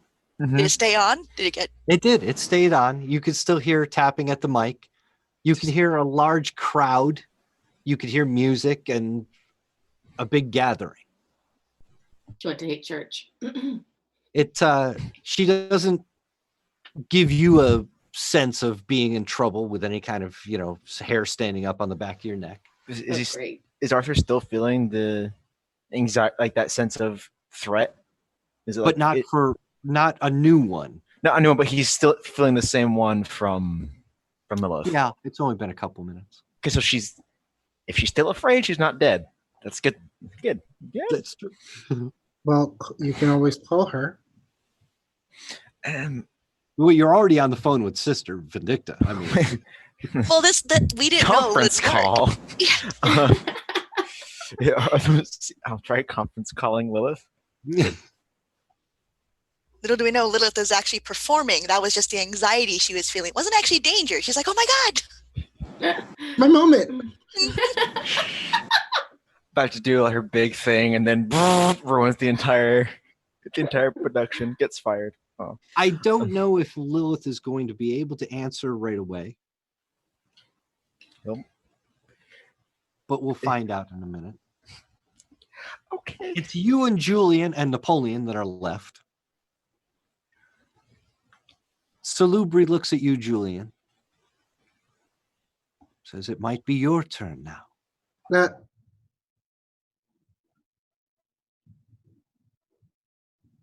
You said we can ask questions or have you see them. I choose both. I have a few questions. I will do my best.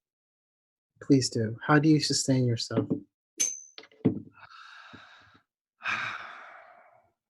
I have friends who bring me sustenance. What friends? Do I know them? I don't believe so. You answered one of my questions. The other one was what friends? They are, how should I put it? They are kindred, but they are lost. They bring me food as we know it when I need it. In the Do you beasts need it? outside. Oh, the pharaoh beasts from the tunnels? No. They're incommunicative. You can't reason with them or get them to do anything. And you can do that, but Is this the center of the labyrinth?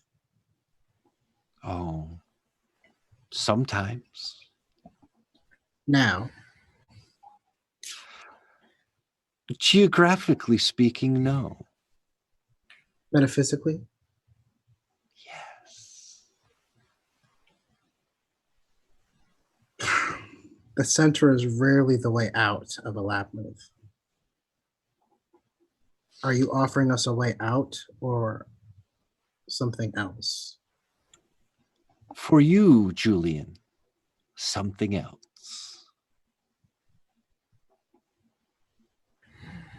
I'd like Arthur to come with me. I think he should. I have a door for you.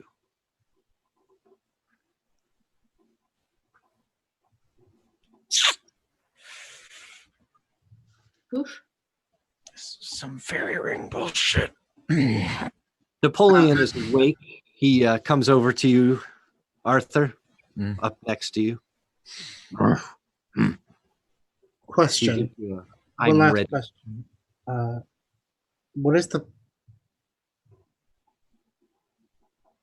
are the chances that I'll regret opening this door? the same as opening any door.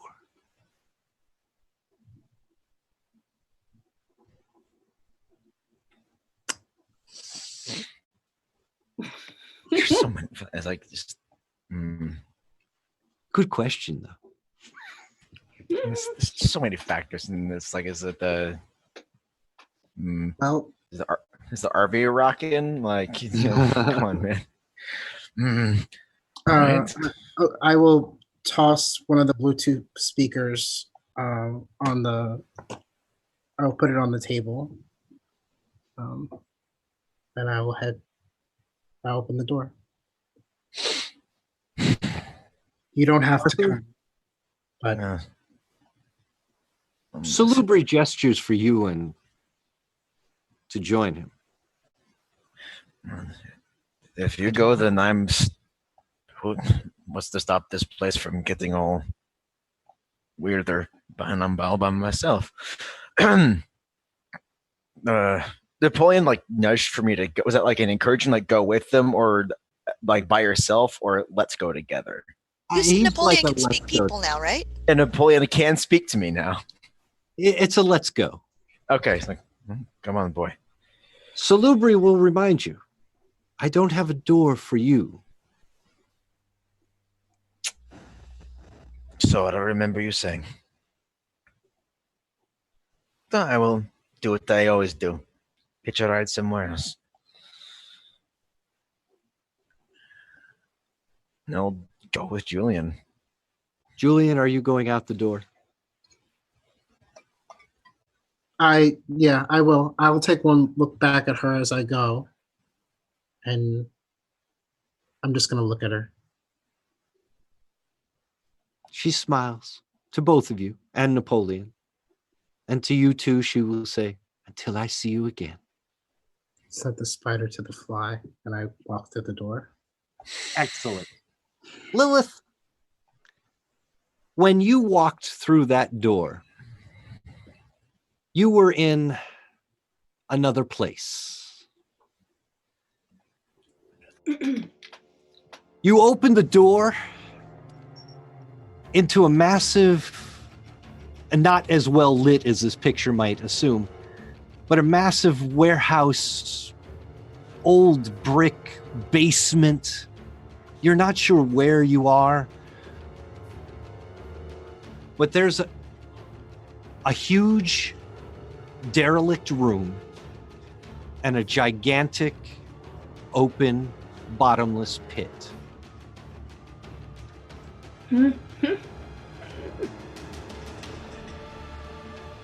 What you see is a fight going on.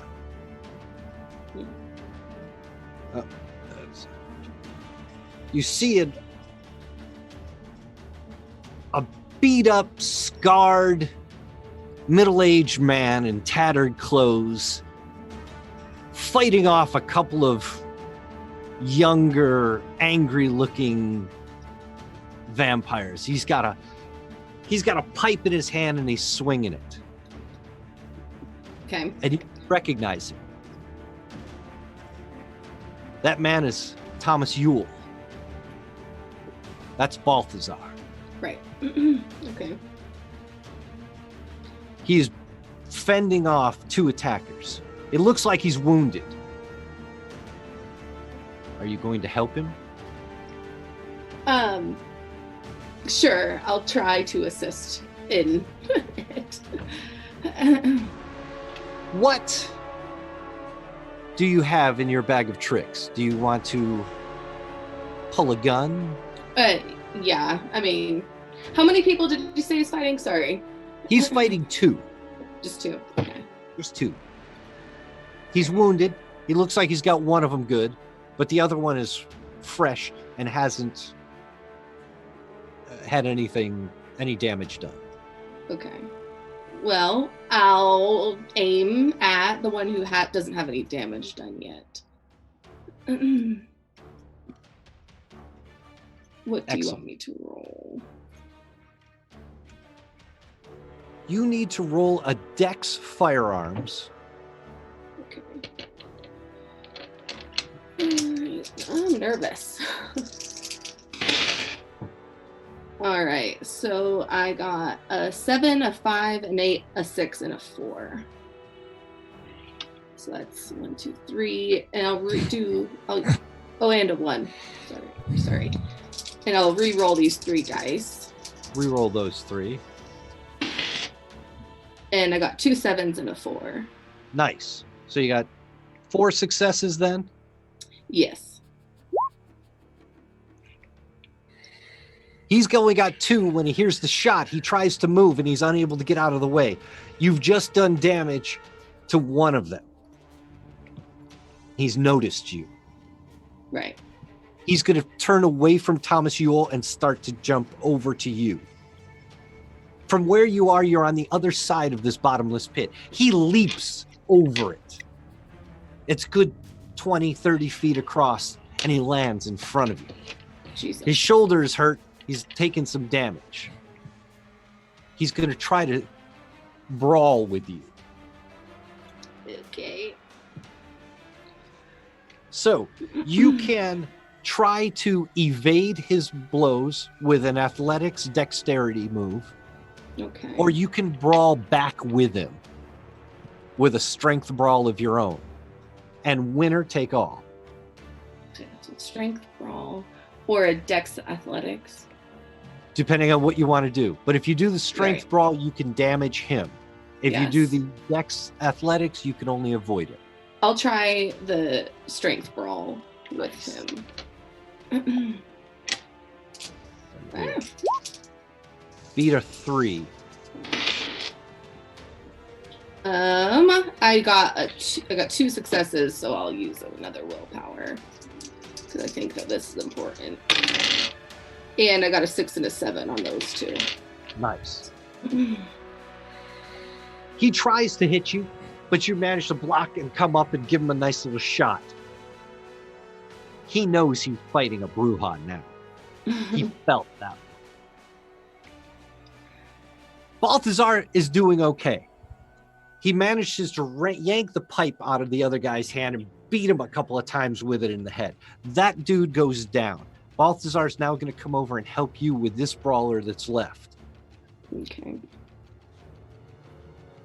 get his sheet here.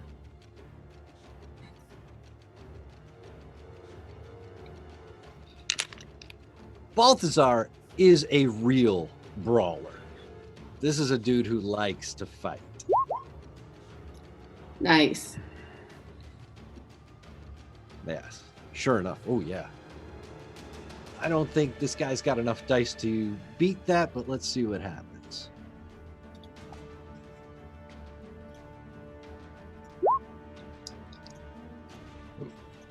So that's just a 6 against 2, right?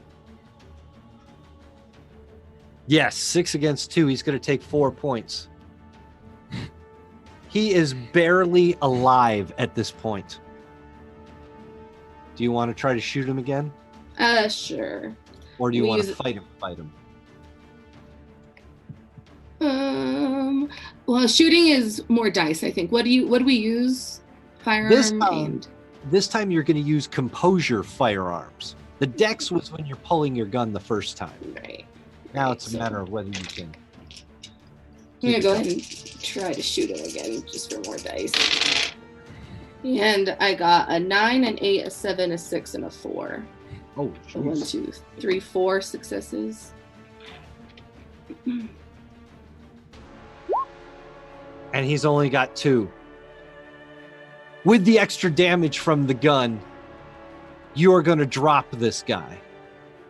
Both of these brawlers have gone into their own torpor. They're not completely dead, but they're down. Kick him in the pit. Yule says, thank you, girl. I hadn't expected you. I didn't expect to be here.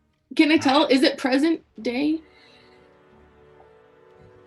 You haven't seen Balthazar in, what, 25 years? Yeah. He's pretty much the same as you left him, except that he's a bit more beat up from this most recent fight. It can't be the past, because prior to 25 years ago, he didn't look like this. Right. So this is probably now. You could ask him. Yeah. But how would he know what now is to you? Turn to him. Should we get rid of these guys for good? I'll take them outdoors and leave them for the morning. But don't throw them down the pit. What's down the pit? Voices.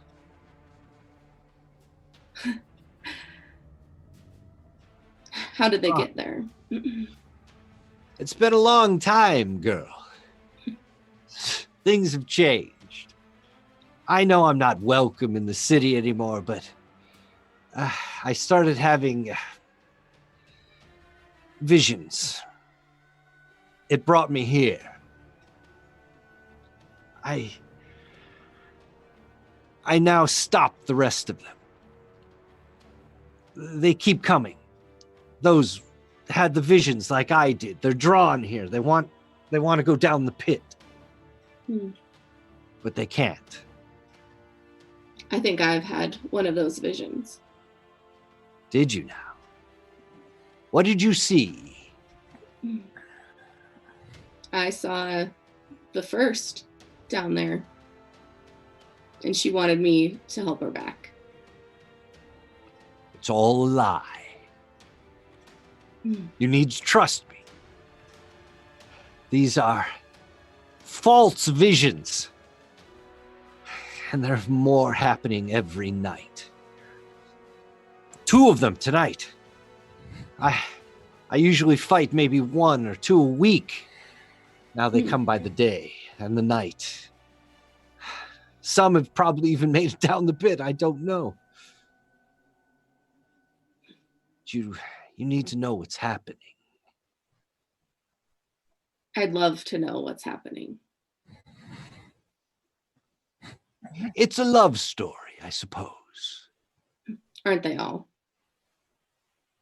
This is the story of Menelaus and Helena.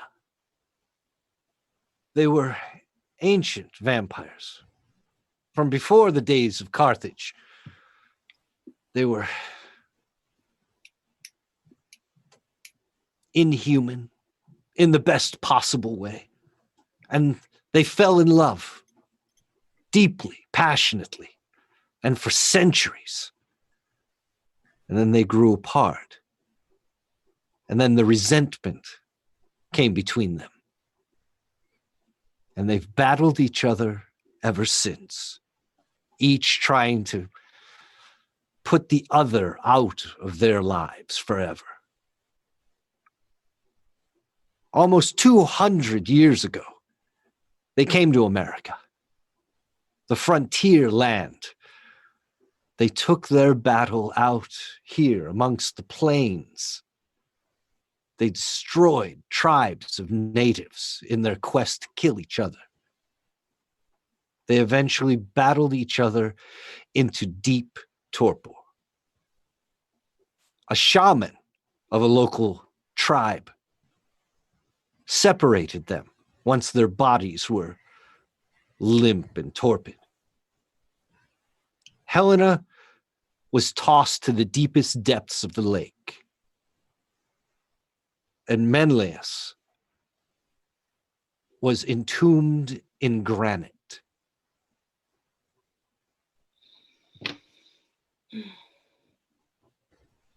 To be entombed as an antediluvian or a Methuselah or one of these ancient fuckers means to still have power, to be able to exude your presence so that other kindred see visions of their clan leaders, of their philosophical leaders. You see in your vision what you want to see. but it's Menelaus trying to get you to raise him from his tomb. Well, we can't have that happening. No, we can't. That's why I live here. The basement of a decrepit building. I eat rat. How do you know the truth? How did you come to find this knowledge? Hunger will do a great many things. I had lost myself for a time. But in that, Menelaus's visions couldn't confuse me. My mind was gone. And so I saw the truth.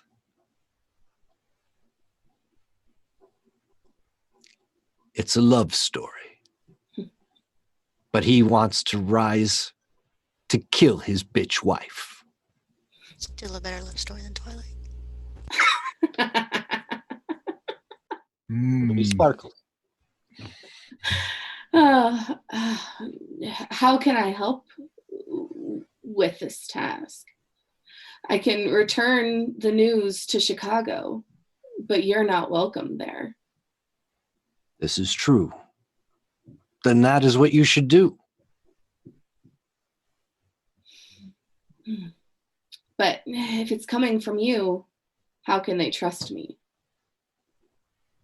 If it's coming from you, don't they trust you?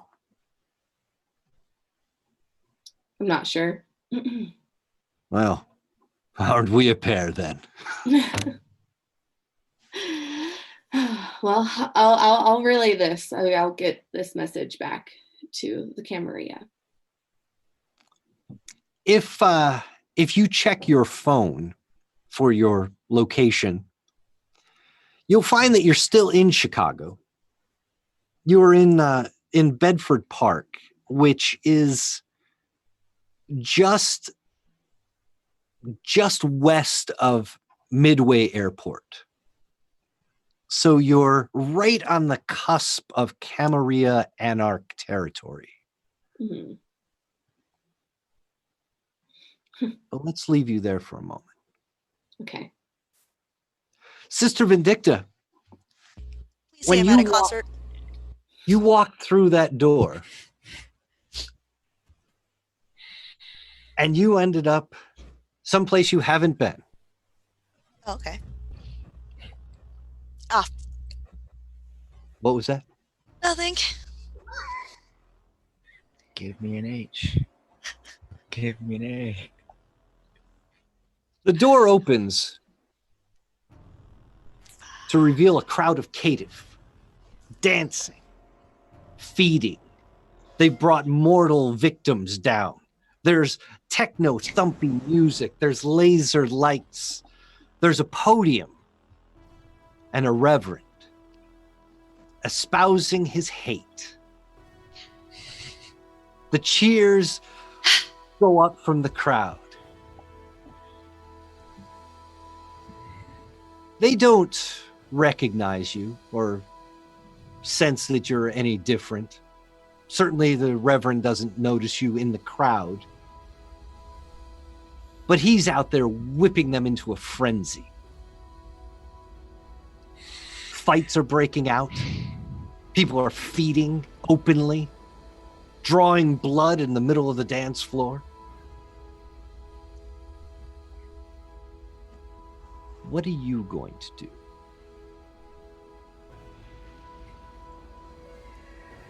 Well, first I'm going to see if the door is still behind me. Is it not? So There I'm is just like, no door behind you. no door.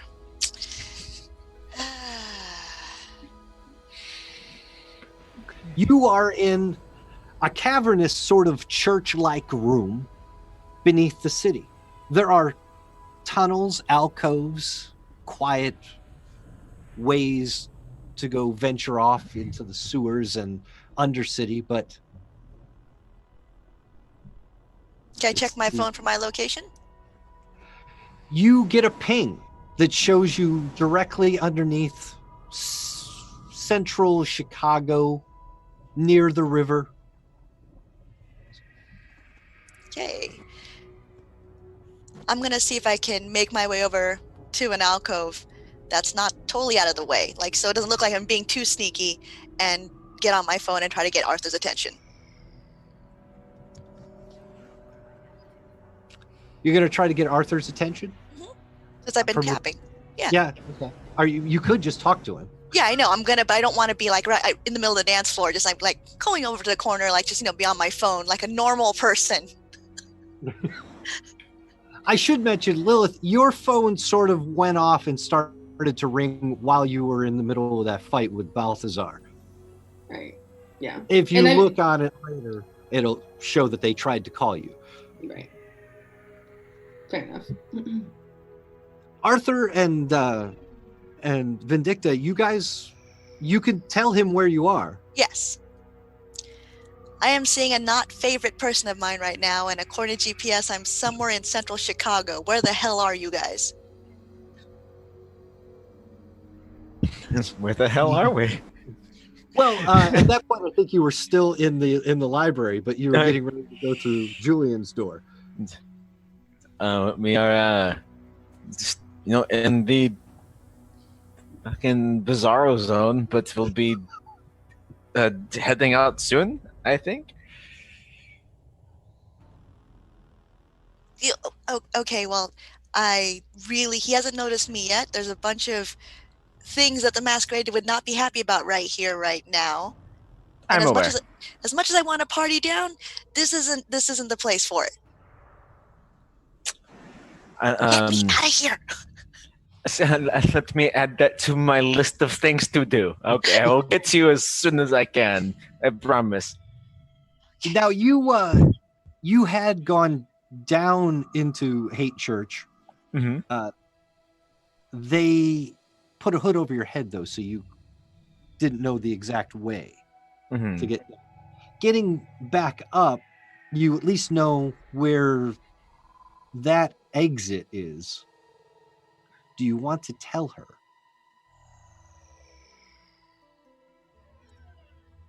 Yeah. What I mean by that is she'd have to make her way behind the altar. You'd have to go past Reverend Ezekiel to get to that elevator. So, there is a way out, and depending on how much you might like to gamble, play your chances, you have to get behind the altar to get that way. You realize out. he's right there right now, spewing his hate? Yes, I'm sure that being the skilled and lithe and genius person you are, you can figure it out if you are so desperate to get out of there. Otherwise, it might take some time. You're a strong. You don't need an oaf like me to come rescue you. You're a strong and fearsome woman. I saw you with that necklace thing you had. Don't worry about it. You'll be fine. I need a meat shield at least. Okay, just let me know where you guys end up. We'll see. I will. Neither meat nor walls speak, so I will have Julian tell you where we are. While you are at Hate Church, the Reverend begins his homily. He's going to tell a story. He tells the story of great antediluvians, powerful vampires that fled the old world for the new. They came here centuries ago as enemies, as former lovers. There is one named Helena, seeking to destroy the man who ruined her life. She followed Menelaus across the ocean, across half of a brand new continent. She battled him here until she destroyed everything she could of his life, his haven, his sanctuaries. She left him in torpor, but it cost her everything. An ancient shaman from the local tribe separated their bodies, their torpid bodies. Menelaus was encased in a tomb of granite. And Helena was dropped to the bottom of the lake. Ezekiel will tell his people the tomb of Menelaus is beneath the city of Chicago. Go now, my people, and find it. The caitiff of this room scream and cheer, and they each make their way towards the tunnels. Every single one of them, a couple of hundred of them, start to disperse amongst the undercity. Ezekiel wants them to find the tomb of Menelaus. Soon, Hate Church is fairly empty. Bodies laying on the floor, a few confused, dazed, and otherwise dominated mortals that are just unaware of anything that happened. The caitiff are mostly gone, except for a few hangers-on that are still trying to slake their hunger before they run off into the tunnels. Ezekiel stays behind. He stays up on the altar, but just seems to be checking his notes, working on his next powerful homily. Very pleased with himself.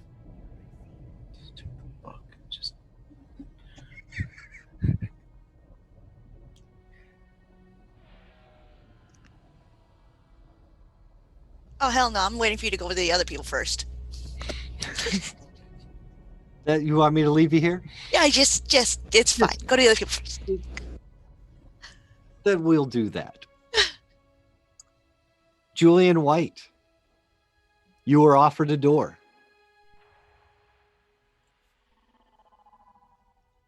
Did you, you chose to walk through it, yes?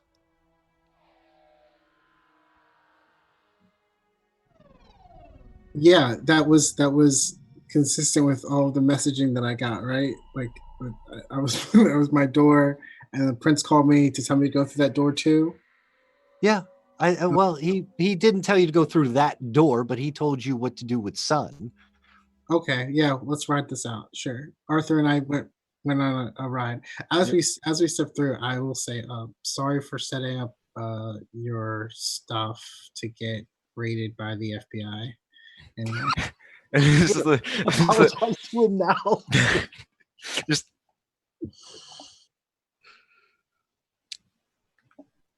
water under the bridge. It says not convincingly, but time and place. This is a staple phrase. This is fine. Transparency.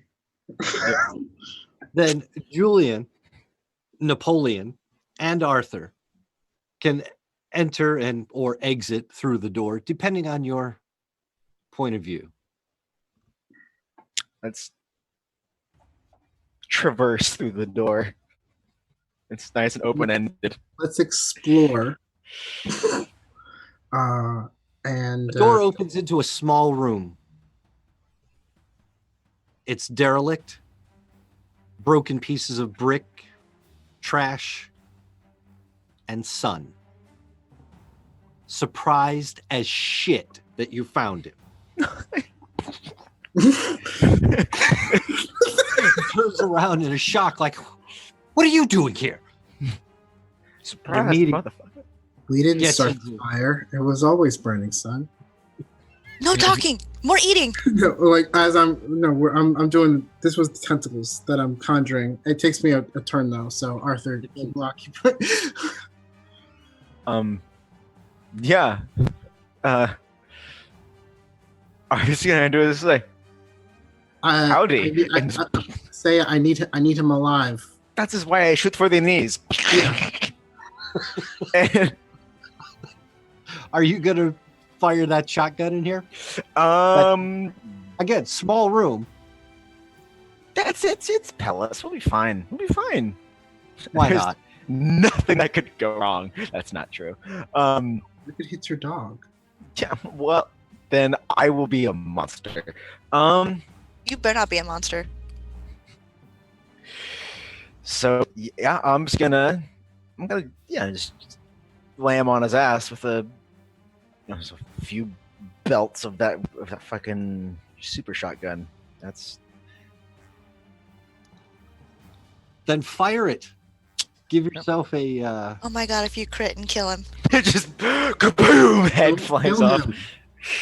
Compose your firearms, but he sees you holding a gigantic, street sweeper.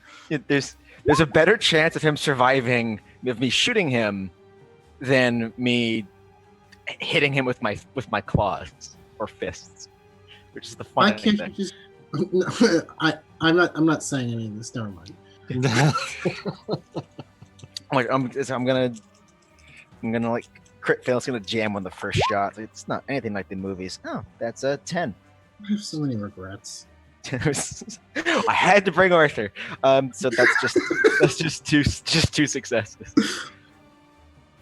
You only had 2 successes there? Yep. All right. He doesn't have much in the way of athletics, but he does have some dexterity. He can soak half or Oh, soak look half. at that. So you rolled a 2, he's got a 1. He's not able to get out of the way, but that blast is going to do extreme amounts of damage. He's going to take 3 points immediately. Cool. If you went down towards the leg, you've taken off a big chunk of his thigh right above the knee. All right, that's good. Napoleon, keep him still, please. Napoleon will run in and try to grab him by the arm. Son will do that traditional, arm bar kind of thing, but Napoleon's just going to clamp down on him. See, gently, don't kill him. Or, I saw those green numbers, and I thought that was for Napoleon, and I was going to be really concerned. No, those are fine. Let's see this.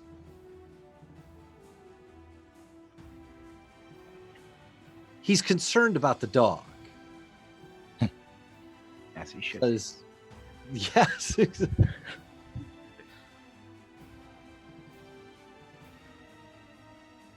What does this first say? Compose your intelligence. He's going to try to dominate your dog. Oh,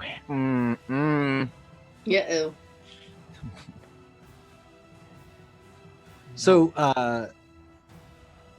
let's see. Napoleon needs to roll a composure intelligence. then he's a dog. He doesn't have a lot of brain stuff he can use. He's smarter than you think, though. Yeah, smarter than Right. the average bear.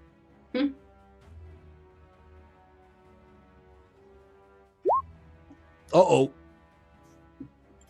Shit, that's a lot of dice. Excuse me, sir. I already have an owner. I'm sorry, father. This is I unpleasant. mean, that's 7 successes, isn't it? It is. I don't No, think that he uh, can get there. No, there's 2 10s. Yeah. Yeah. So I don't think Napoleon has nearly enough dice. He doesn't have enough mental dice for that Yeah. because 10s don't explode. yeah. He did really good, Yeah, 5. but he's going to let go. And he's going to move into a corner and sit down.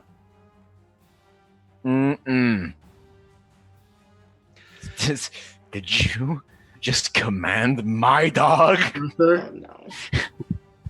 Arthur. Now, you got out your arms, I saw. Yeah, it's after after their turn. So since everybody moved, if everybody moved now, I can do it. Just eat him What is- before I do. It What is- takes me 1 turn to concentrate, and then now they're up. And to avoid them, he has to roll his, is it athletics dexterity? Let's see. I believe it is. He has to roll.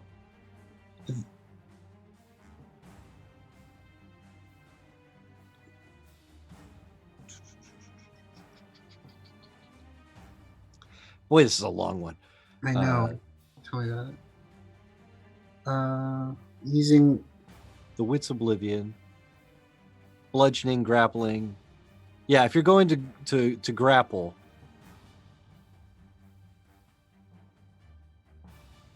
yeah, it doesn't say. it's like a standard grapple then, but you're just doing it with the arms. Okay. Yeah. His athletics is not great. If you beat a 1, I think you got him. What do I roll to grapple? Strength brawl. Well, strength brawl plus you're adding your Potence. your Half your my- oblivion. Oh, I already did. So that was that roll. Yeah. So that was a 2, 3, 4, 5. 2 is 1. Yeah, you've definitely got him. What do you want to do with him? Move him The away. arms will come out and just grab him. And I'm gonna. Can I lift him away from Arthur? Yeah, you can. It's still a small room, but you can at least pin him against a wall. Yeah, I'm gonna do that, and I'm just gonna step around, and I'm gonna say, "Why don't you check on Napoleon?"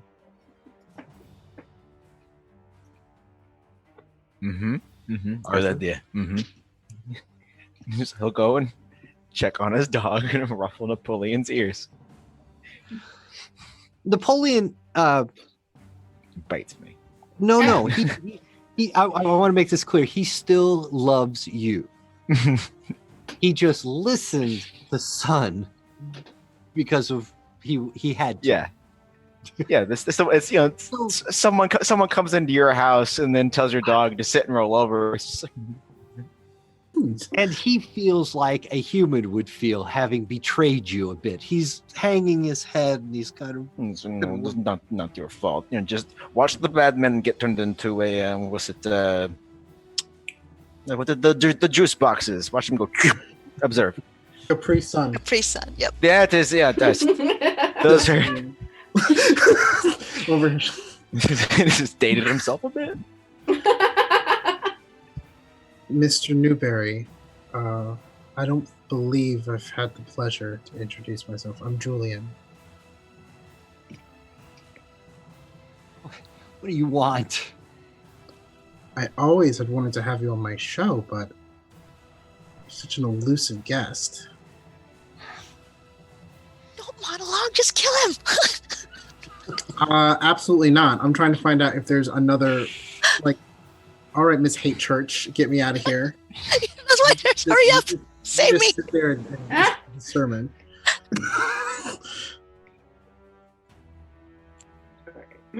What do you want to add? Anything? Does he have what? Does he say anything About what? in general about the fact that he's tied up by shadows against the wall? Does it Nothing that you would want to hear. There's a lot of fuck yous and fuck you La Sombras and Okay, that's fine. All right, cool.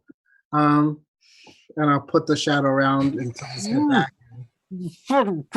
dirty fucking I'll bite him. You bite him. Mhm. When you have somebody in a grapple, to bite them is to do 2 points of damage immediately. He has only 2 points left. You will kill him, and will you drain him? Yeah. The act of diablerie is a difficult thing. He will fight you on this. Even though he's dead, his will is going to try to keep him alive. You need to win a series of strength resolve tests. back. Uh-oh. So it's strength plus resolve. Oh. 3 times. Because he has a blood potency of 3. Okay. Should expect into strength. That's what should. Now, you can rouse yourself to enhance your strength. It's a rouse check, and then you can add your blood potency to any strength rolls you need to make. Okay. Do I do that like before I roll or after I roll? Before you do it, to rouse your strength. Oh, I did one already. Okay. Was that for your you already rolled your strength roll.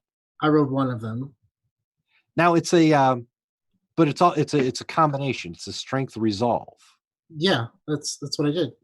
It says is? just strength. Yeah. I clicked on resolve. Strength. Resolve. Submit. That's what it. Okay. All right. I guess it just doesn't show it in the thing. It just says strength. Okay. It's weird. Because isn't like. Yeah, I don't know. That's I okay. clicked- Roll that again then. Strength resolve. Okay, so I've rolled it twice. And you need to roll a third And time. I'm clicking on strength, and I'm going to the drop down, second attribute, resolve, Right? submit, modifier 0. Oh, shit.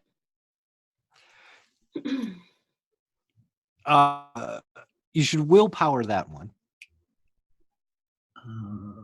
Willpower reroll.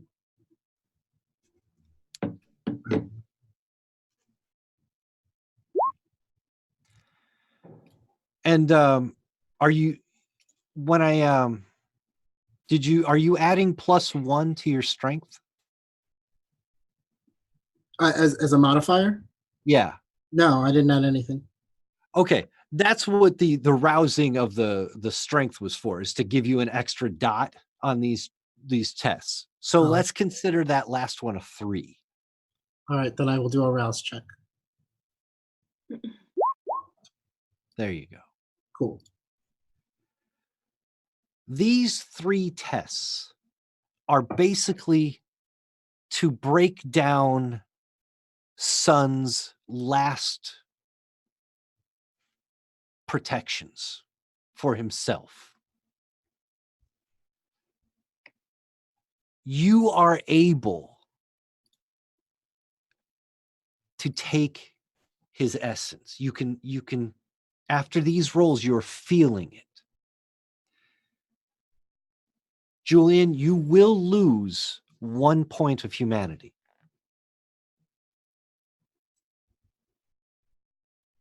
And I need you to fight Sun now. You need to roll whatever your blood potency is. I believe it's at 1.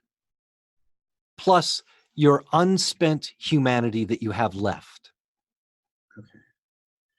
So you're going to take that -1 first, but then your humanity plus your +1 and roll that. Okay. Where do I go to roll that?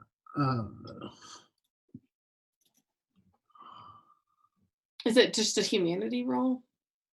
It's the number that he has of humanity left. Yeah. So am I clicking humanity to roll that? If it allows you a modifier, then yes, Okay. because you need to add that +1 for your blood potency. Yeah. So humanity 5.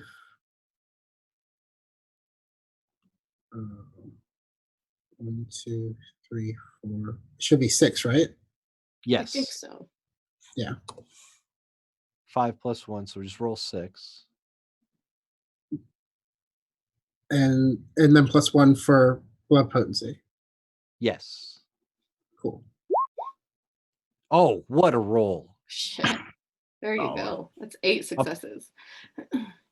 That's fantastic. Ooh, Nice. I'm a real boy. And Sun completely botches this.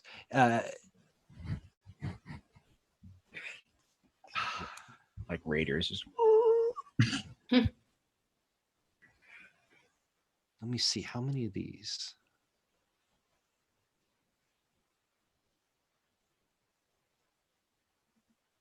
How many successes did you have? That's 8. Oh, you've got to be fucking kidding me. Does that affect his gen? Wow. Okay. According to the book, and I am going straight from the book, every single success gives the Diablerist 5 experience points Fuck. immediately spend on either increasing your blood potency up to a maximum of 3 or on disciplines known by the victim. Wow. That's crazy. It's fucking mind flare him. I mean, Wow. So we all get a juice box, right? XP chart. right? Okay. Sun has 3 dots in Auspex, 4 dots of Dominate, 3 dots of Obfuscate, and 1 dot of Presence.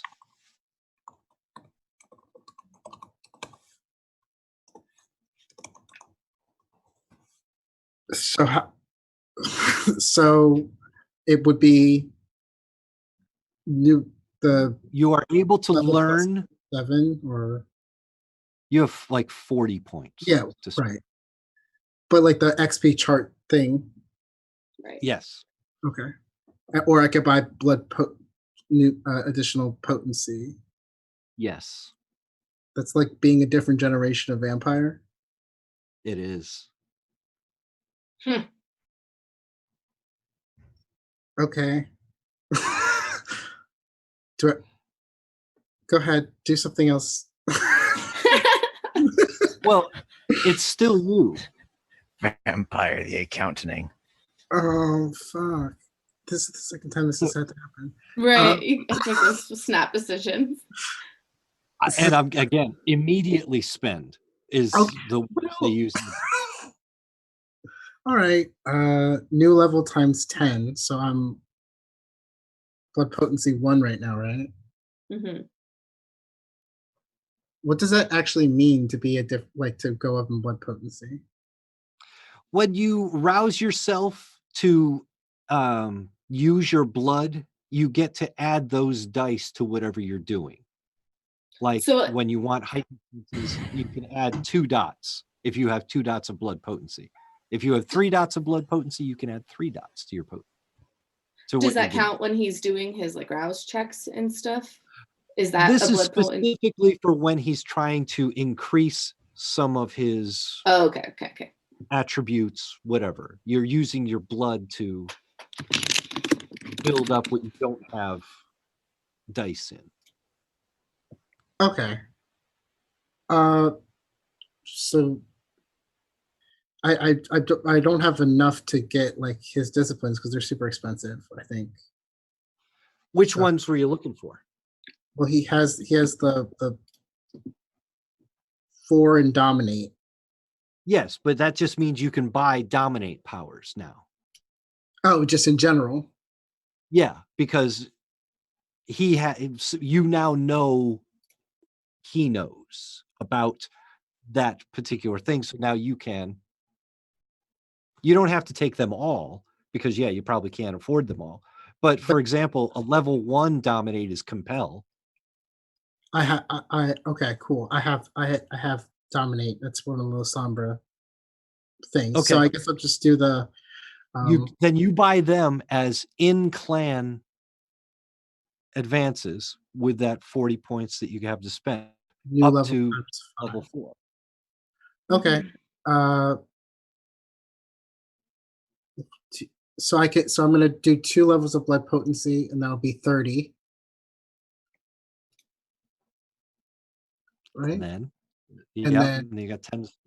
and then the next level of dominate which would be level 2. It's just a dot. Okay. That'll allow you, if you have obfuscate to go with it, you can get dementation at that point. And he knows obfuscate though. I don't know. Obviously. No, but he does. Sun Oh. does. Yeah. Yeah. I wouldn't waste my. I probably should take obfuscate. Yeah. Okay. So then I'll do first obfuscate, and that'll be an out of clan.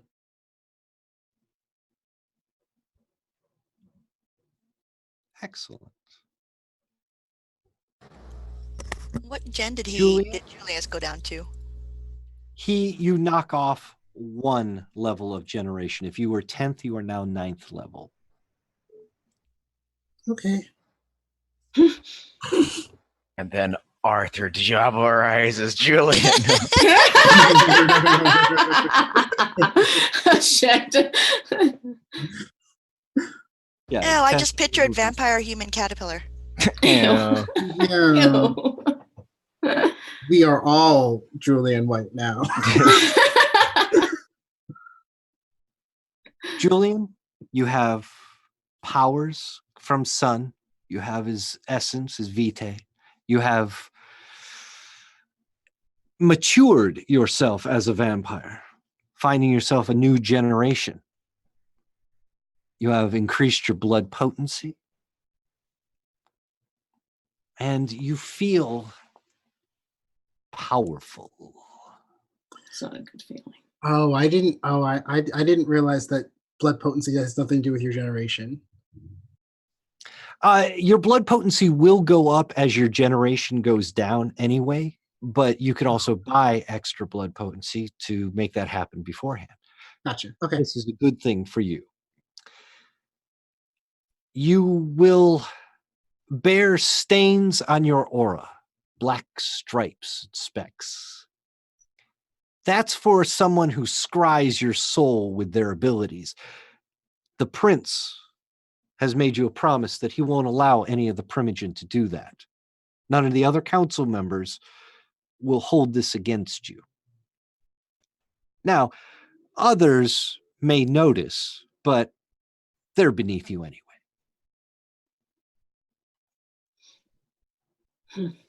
Jeez. I'm going to turn to Arthur and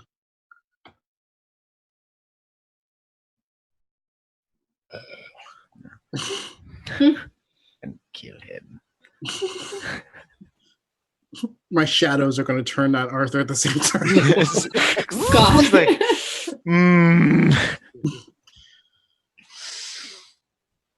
Where are we? Very good question. Here, you hold this, and he hands over the phone, which I assume the poor sister is still on. No, wait. They have yours. No. I assume GPS will work. Is there a door anywhere in here? There is a door. The door that you came into this little room is behind you. I want to go through the space hole. It seems... How the fuck did he get here? That's my real question. Mm-hmm. Almost like some promises were made. He ran into her, and she said he needed to go there, so he went through the door. Right. What happened? Yeah, exactly. By the way, is there a reason why you didn't have a door? Who? I'm talking to Arthur. Arthur. Oh. As Mondamond, I do not know. Perhaps it is because I am content. I thought I was too. And perhaps you're just more complex man than I. I think that's true, but probably not in the way you think. Yes. If you do discover something that you do want, I'll help you. We'll keep that in mind. After you, Sheriff. I will open the door. Does it go back into the library? It does not. I, It is a It- stairway, it looks like, that goes up and down from this room. like those like tight spiral lattice No, ones, more or like the straight zigzag with landings. okay. It goes up several hundred feet, and it also goes down several hundred feet. It looks like many, many floors both ways. You're sort of in the middle.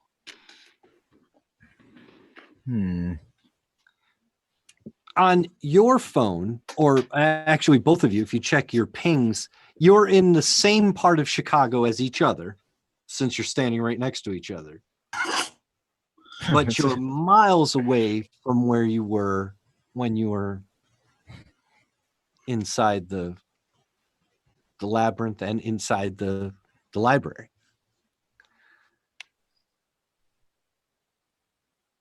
Julian, you are on the western edge of Chicago. You and Arthur. Let me maybe take you to a city map.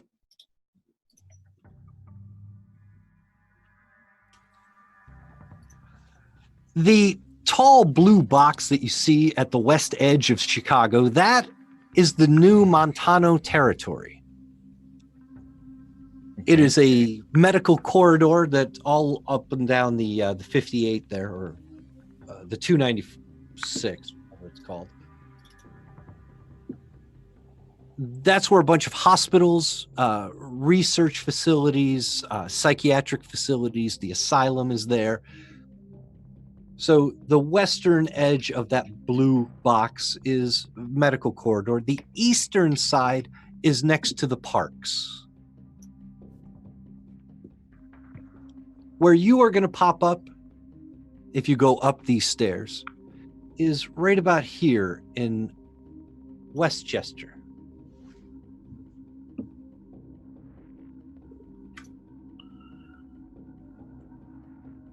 Okay. Lilith, you are down just west of the Midway Airport at the very, very bottom of this map, Right. right on the edge of Anarch territory. Sister, you are just down here in central Chicago, kind of near the river, near the loop.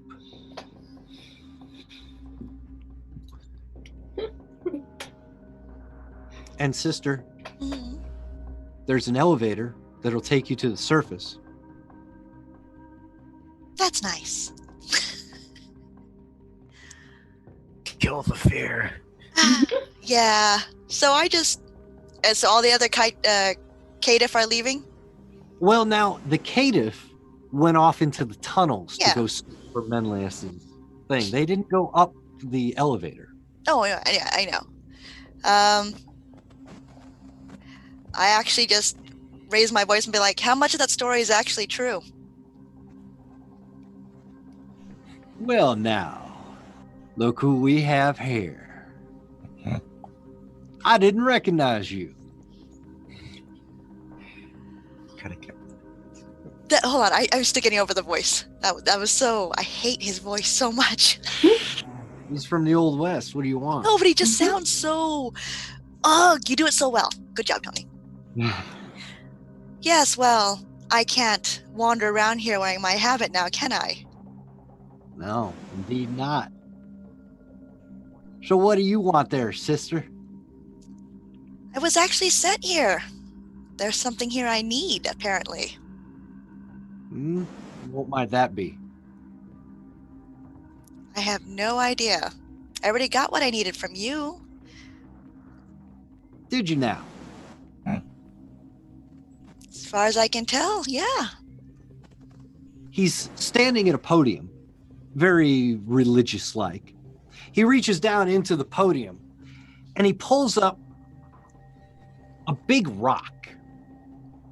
It's sort of flat, it's kind of ovally football shaped, but it's a big rock, and he just thunk puts it down. I think maybe you need that. A rock? A key.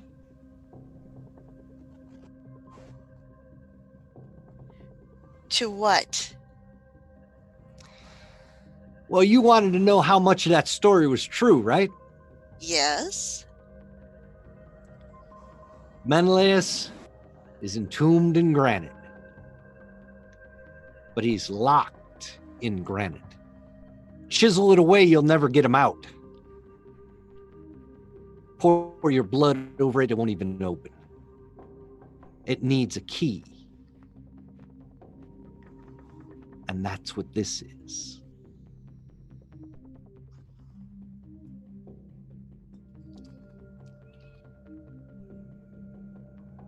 Don't you think I should be helping her instead of him? How do you know you're not?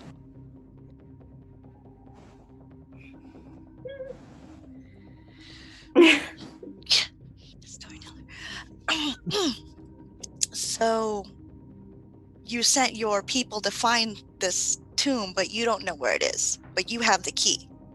That's right. Okay. Well, I don't care about the tomb. Why would I need the key? I just want to know if you were lying again. Sister, you should know me by now. I don't lie. You embellish the truths you want to be told, so you lie. I am holy. So am I. I'm a holy person too. Yeah, right.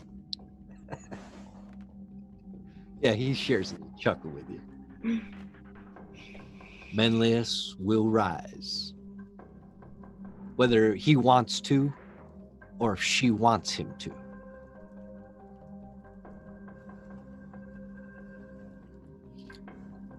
Okay. Well, what do we do now? I don't know. Do you want the key?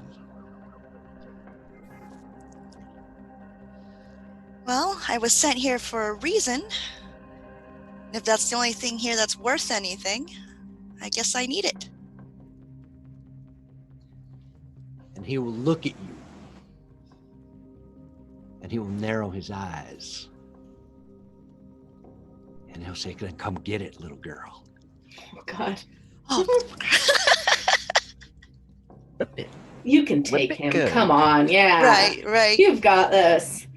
Before you can make up your mind, though, Reverend Ezekiel's head explodes. What the? What? Arthur at the end is like, "You're welcome."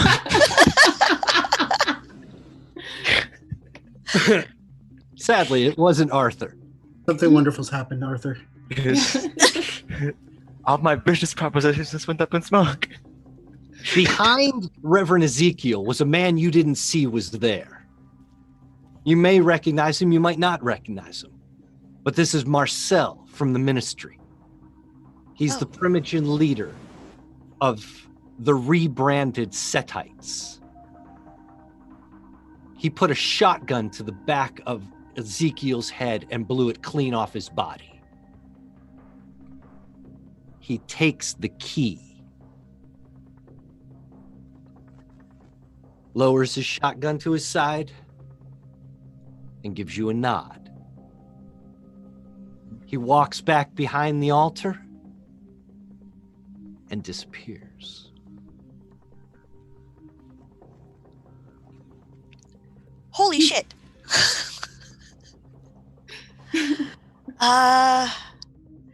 Yeah, well, guess I didn't need the key. And I make my way towards the altar and out. The ramshackle kind of elevator that you find will come back down after Marcel uses it. It's got one of those grates that you have to kind of snap together, and it's got the old, kind of arm that you have to slide back to make it go up and down. You make it to the sub-basement of a more modern building, go up another set of elevators to the basement level of a truly modern building, and then up some stairs where you see a nondescript downtown skyscraper that just happens to be the entrance to Hate Church. Oh. Pick up my phone and I call Arthur. Hello? Arthur and Julian, you two have by this time made it to the top of that stairwell, and you found out that you're on the western edge of Chicago. Lilith, you've also made your way outside to realize you're sort of in that industrial district on the south side. You're in different places, but you have communication between you. Some of you have been on the phone. Arthur, you may have even heard that shotgun blast. Right. And would you felt like did Dicta through any of that experience any like the fear and anxiety of like being in danger, or was just general discomfort?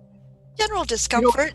General discomfort for her. It wasn't like the experience you felt with Lilith's anxiety, where she was in a real fight.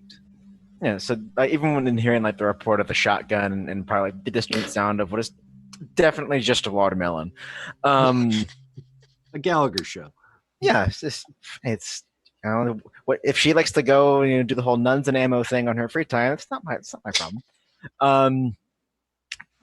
And understanding and feeling that she doesn't feel in danger, he'll not be concerned. It's like, wait, yes, are you done? Yes. Ezekiel's head just exploded. Ah, not all by itself, or With the aid of someone else in a shotgun? that makes more sense. Yeah. But I'm outside now. Then I got myself out. I told you just need to believe in yourself and good things happen, huh? You did fine. I get, Julian, that this seems that the sister has gotten herself out of that sticky situation. She might need to pick up. Would you be able to oblige her, or would you like us to go get her ourselves? I think we need to go talk to the prince. So I'll have somebody around. We'll all go together. We'll be swinging by to pick you up sometime soon. Just let us know the street corner you're going to be at, huh? Not that you're going to be working a street corner. Oh, Arthur. Jeez. He just goes like, I haven't done that in years. I'm going to call Lilith while he's on the phone with her. And I'll answer. I'll tell him where I am. But Are you okay? yeah, I mean, I'm fine. But what I experienced, we need to convene on. Okay. For the sake of brevity, let's put you all together again. Yeah. Let's get you over to one of the prince's favorite places, the International Museum of Surgical Science. Arthur's like, sister, you got to just pull like a little skull chunk out of her hair. There you go. I thought I'd escaped that one. Okay. She's still a little frazzled just because, well, that was gross. And also that was one of the people that she really didn't like and was always held over her head. But now it's just like, yeah. There's a certain amount of freedom there. Your mortal enemy has been dispatched completely. Though Marcel seems dangerous. One thing at a time. Let me enjoy this. If you inform the prince of everything that happened throughout this evening, again, we'll go for brevity, he will confess that he too has been having visions. Ancient Ventru looking for a way to rise. He's concerned about how these visions could affect those kindred that are more susceptible to it, like the ones that are trying to break into the bottomless pit and go after their callings. But for now, you've done as the prince asked. Arthur, the prince will make an exception for you. And thanks, and with the counsel of Rosa Hernandez, he believes he can trust you, and he will promote you to sheriff of Chicago. Yeah. Yay. And Deputy Napoleon? Lilith? Deputy Napoleon, I like it. Now Napoleon gets upgraded to just a car. Who are we kidding? Lilith, you are also being thanked by the prince. He doesn't know what you want, though. Probably makes sense that he doesn't know what I want. What would you tell him if he asked? What can the royal do for you? I don't think he can do anything for me. I'll have to think on it. I wouldn't know offhand. Hey, What? I've been having to make fucking snap decisions. It's not fair. Nobody gets time to consult themselves.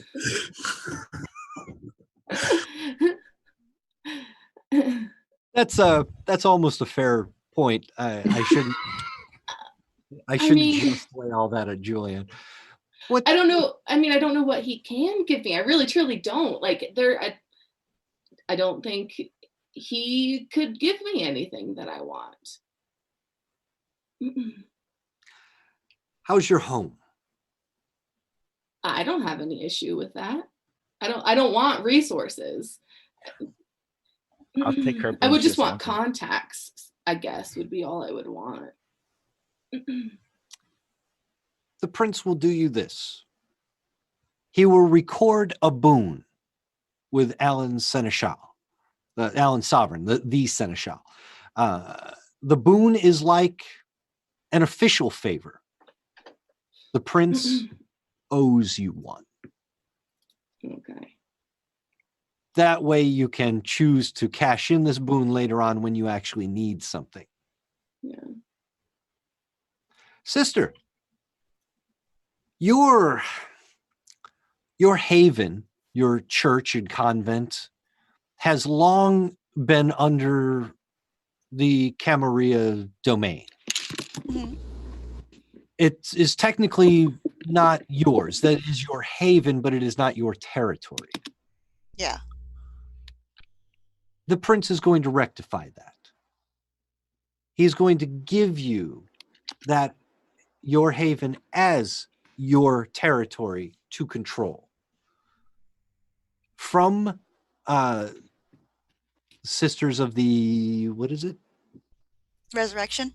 Sisters of the Resurrection, over east until you're north of the rack. So about the same size as the Montano area, just a little bit north. You're not on this map, but on a different one.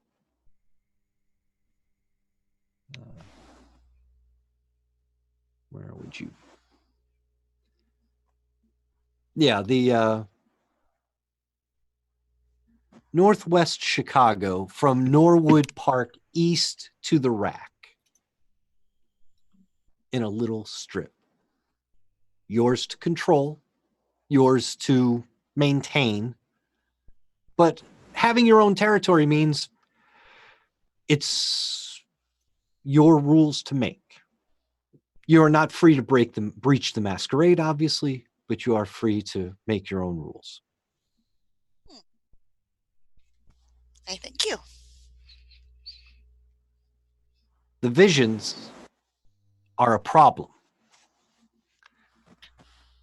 But they're a problem for another day. Maybe another chapter. The prince thanks you, shakes your hands. Julian, did you have a question, concern? Yes, I just saw that you were passing out boons, and I think we must have skipped me. Oh, jeez. Oh, Oh, my God. did we? Did Yeah. we? Did I'm we? sorry. What generation are you? What's your blood potency? What disciplines did you just pick up? Aren't you the primogen of the Montano? You didn't, What didn't- didn't you get? you didn't, the prince didn't do that for me. Oh, damn. And everyone here is having trouble with visions. I'm just like, not my Well, circus. As Salubri said to you, your existence is in question. Oh, fun. Good. I thought that was all. I thought it was just, like you as in vampires. Good. I semi-exist. No, you as in Arthur. Yeah. Yes. You're not susceptible to these visions. Cool. Okay. And Julian, you have I just was checking. you have the prince's thanks. You have your own territory. You have your own fucking clan. Damn. What if out of What more could he want? He's got all the riches and wealth in the world. I don't fucking know. Make me an offer. I'm actually saying this so I can see whether or not the prince knows how I got Primogen. If he's not saying anything, then he's probably part of the Ventru group that approached me. The directorate? So, He would never Yeah. admit it. but he You didn't know. offer me anything, so he must know how I got it. Okay. That's it. I just wanted to ask to see what he'd say. I think the prince feels like he gave you quite a bit. Oh. Damn. Don't take it Lasombra. personally. Damn Lasombra. That's all I can think of. I mean, honestly. he wouldn't be Julian if he didn't push this. You know that. Oh, I know, but he made out like a bandit in this Yes, he one. did. There's only one thing I would do. I just want to connect to my Bluetooth speakers and play Baby Chorus's song to the Bluetooth speakers that I left in the labyrinth. Oh my god. Including the one in front of Salubri. They're all connected to the same thing. Goodbye, Chicago. Oh, there it is. A new car and an Arvin, says Will. Yeah, I want a Narvin. Fuck. Absolutely, Will. Thank you. I don't need a car. I want a Narvin. You're already working with a good retainer who was trustworthy enough. We'll elevate him. So, Arthur's gonna be walking home and hear that coming through a vent and just be like, I can't escape. There in may perpetuity, actually be these have long batteries. manholes that are popping up around the city as vampires just flood out of the tunnels. You may have saved lives today.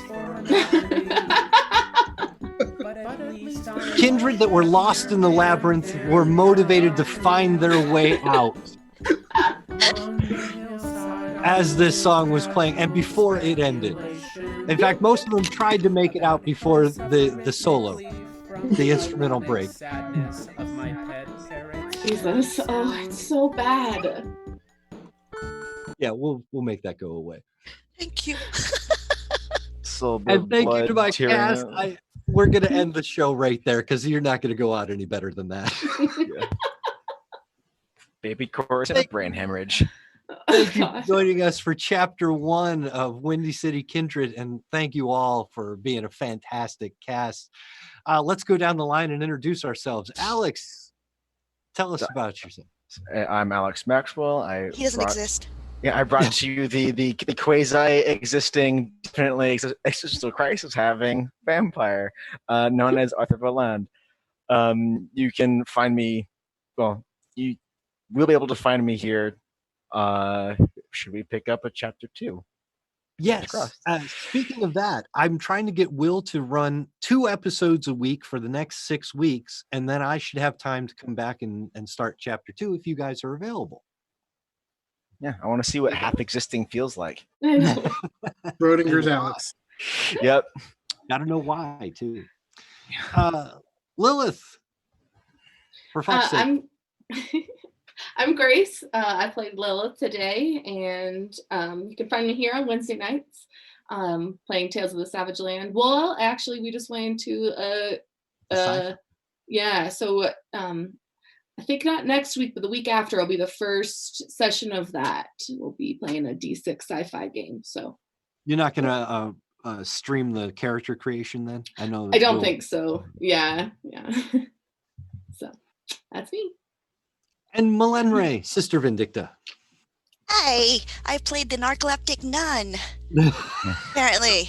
And then mortal enemy gets blown up in front of me. I've had a day. It's good. It's good that you got down to Hate Church, though. I was so sad that you had missed it the first time. That was unnecessary. I'd rather have been at a concert for baby chorus. Well, no, Hate Church is better. I like that. Are you sure? Julian White, hello, and I'm so sorry you're disappointed in where you ended up. Oh, I'm not. Julian probably was, is whatever. You can't take it with you, though. I'm Wes. I had a great time playing Julian, the former Lasombra, and soon I'll be on here on Tuesdays playing in a Will's game. The new Greyhawk, right? Not a small game between that.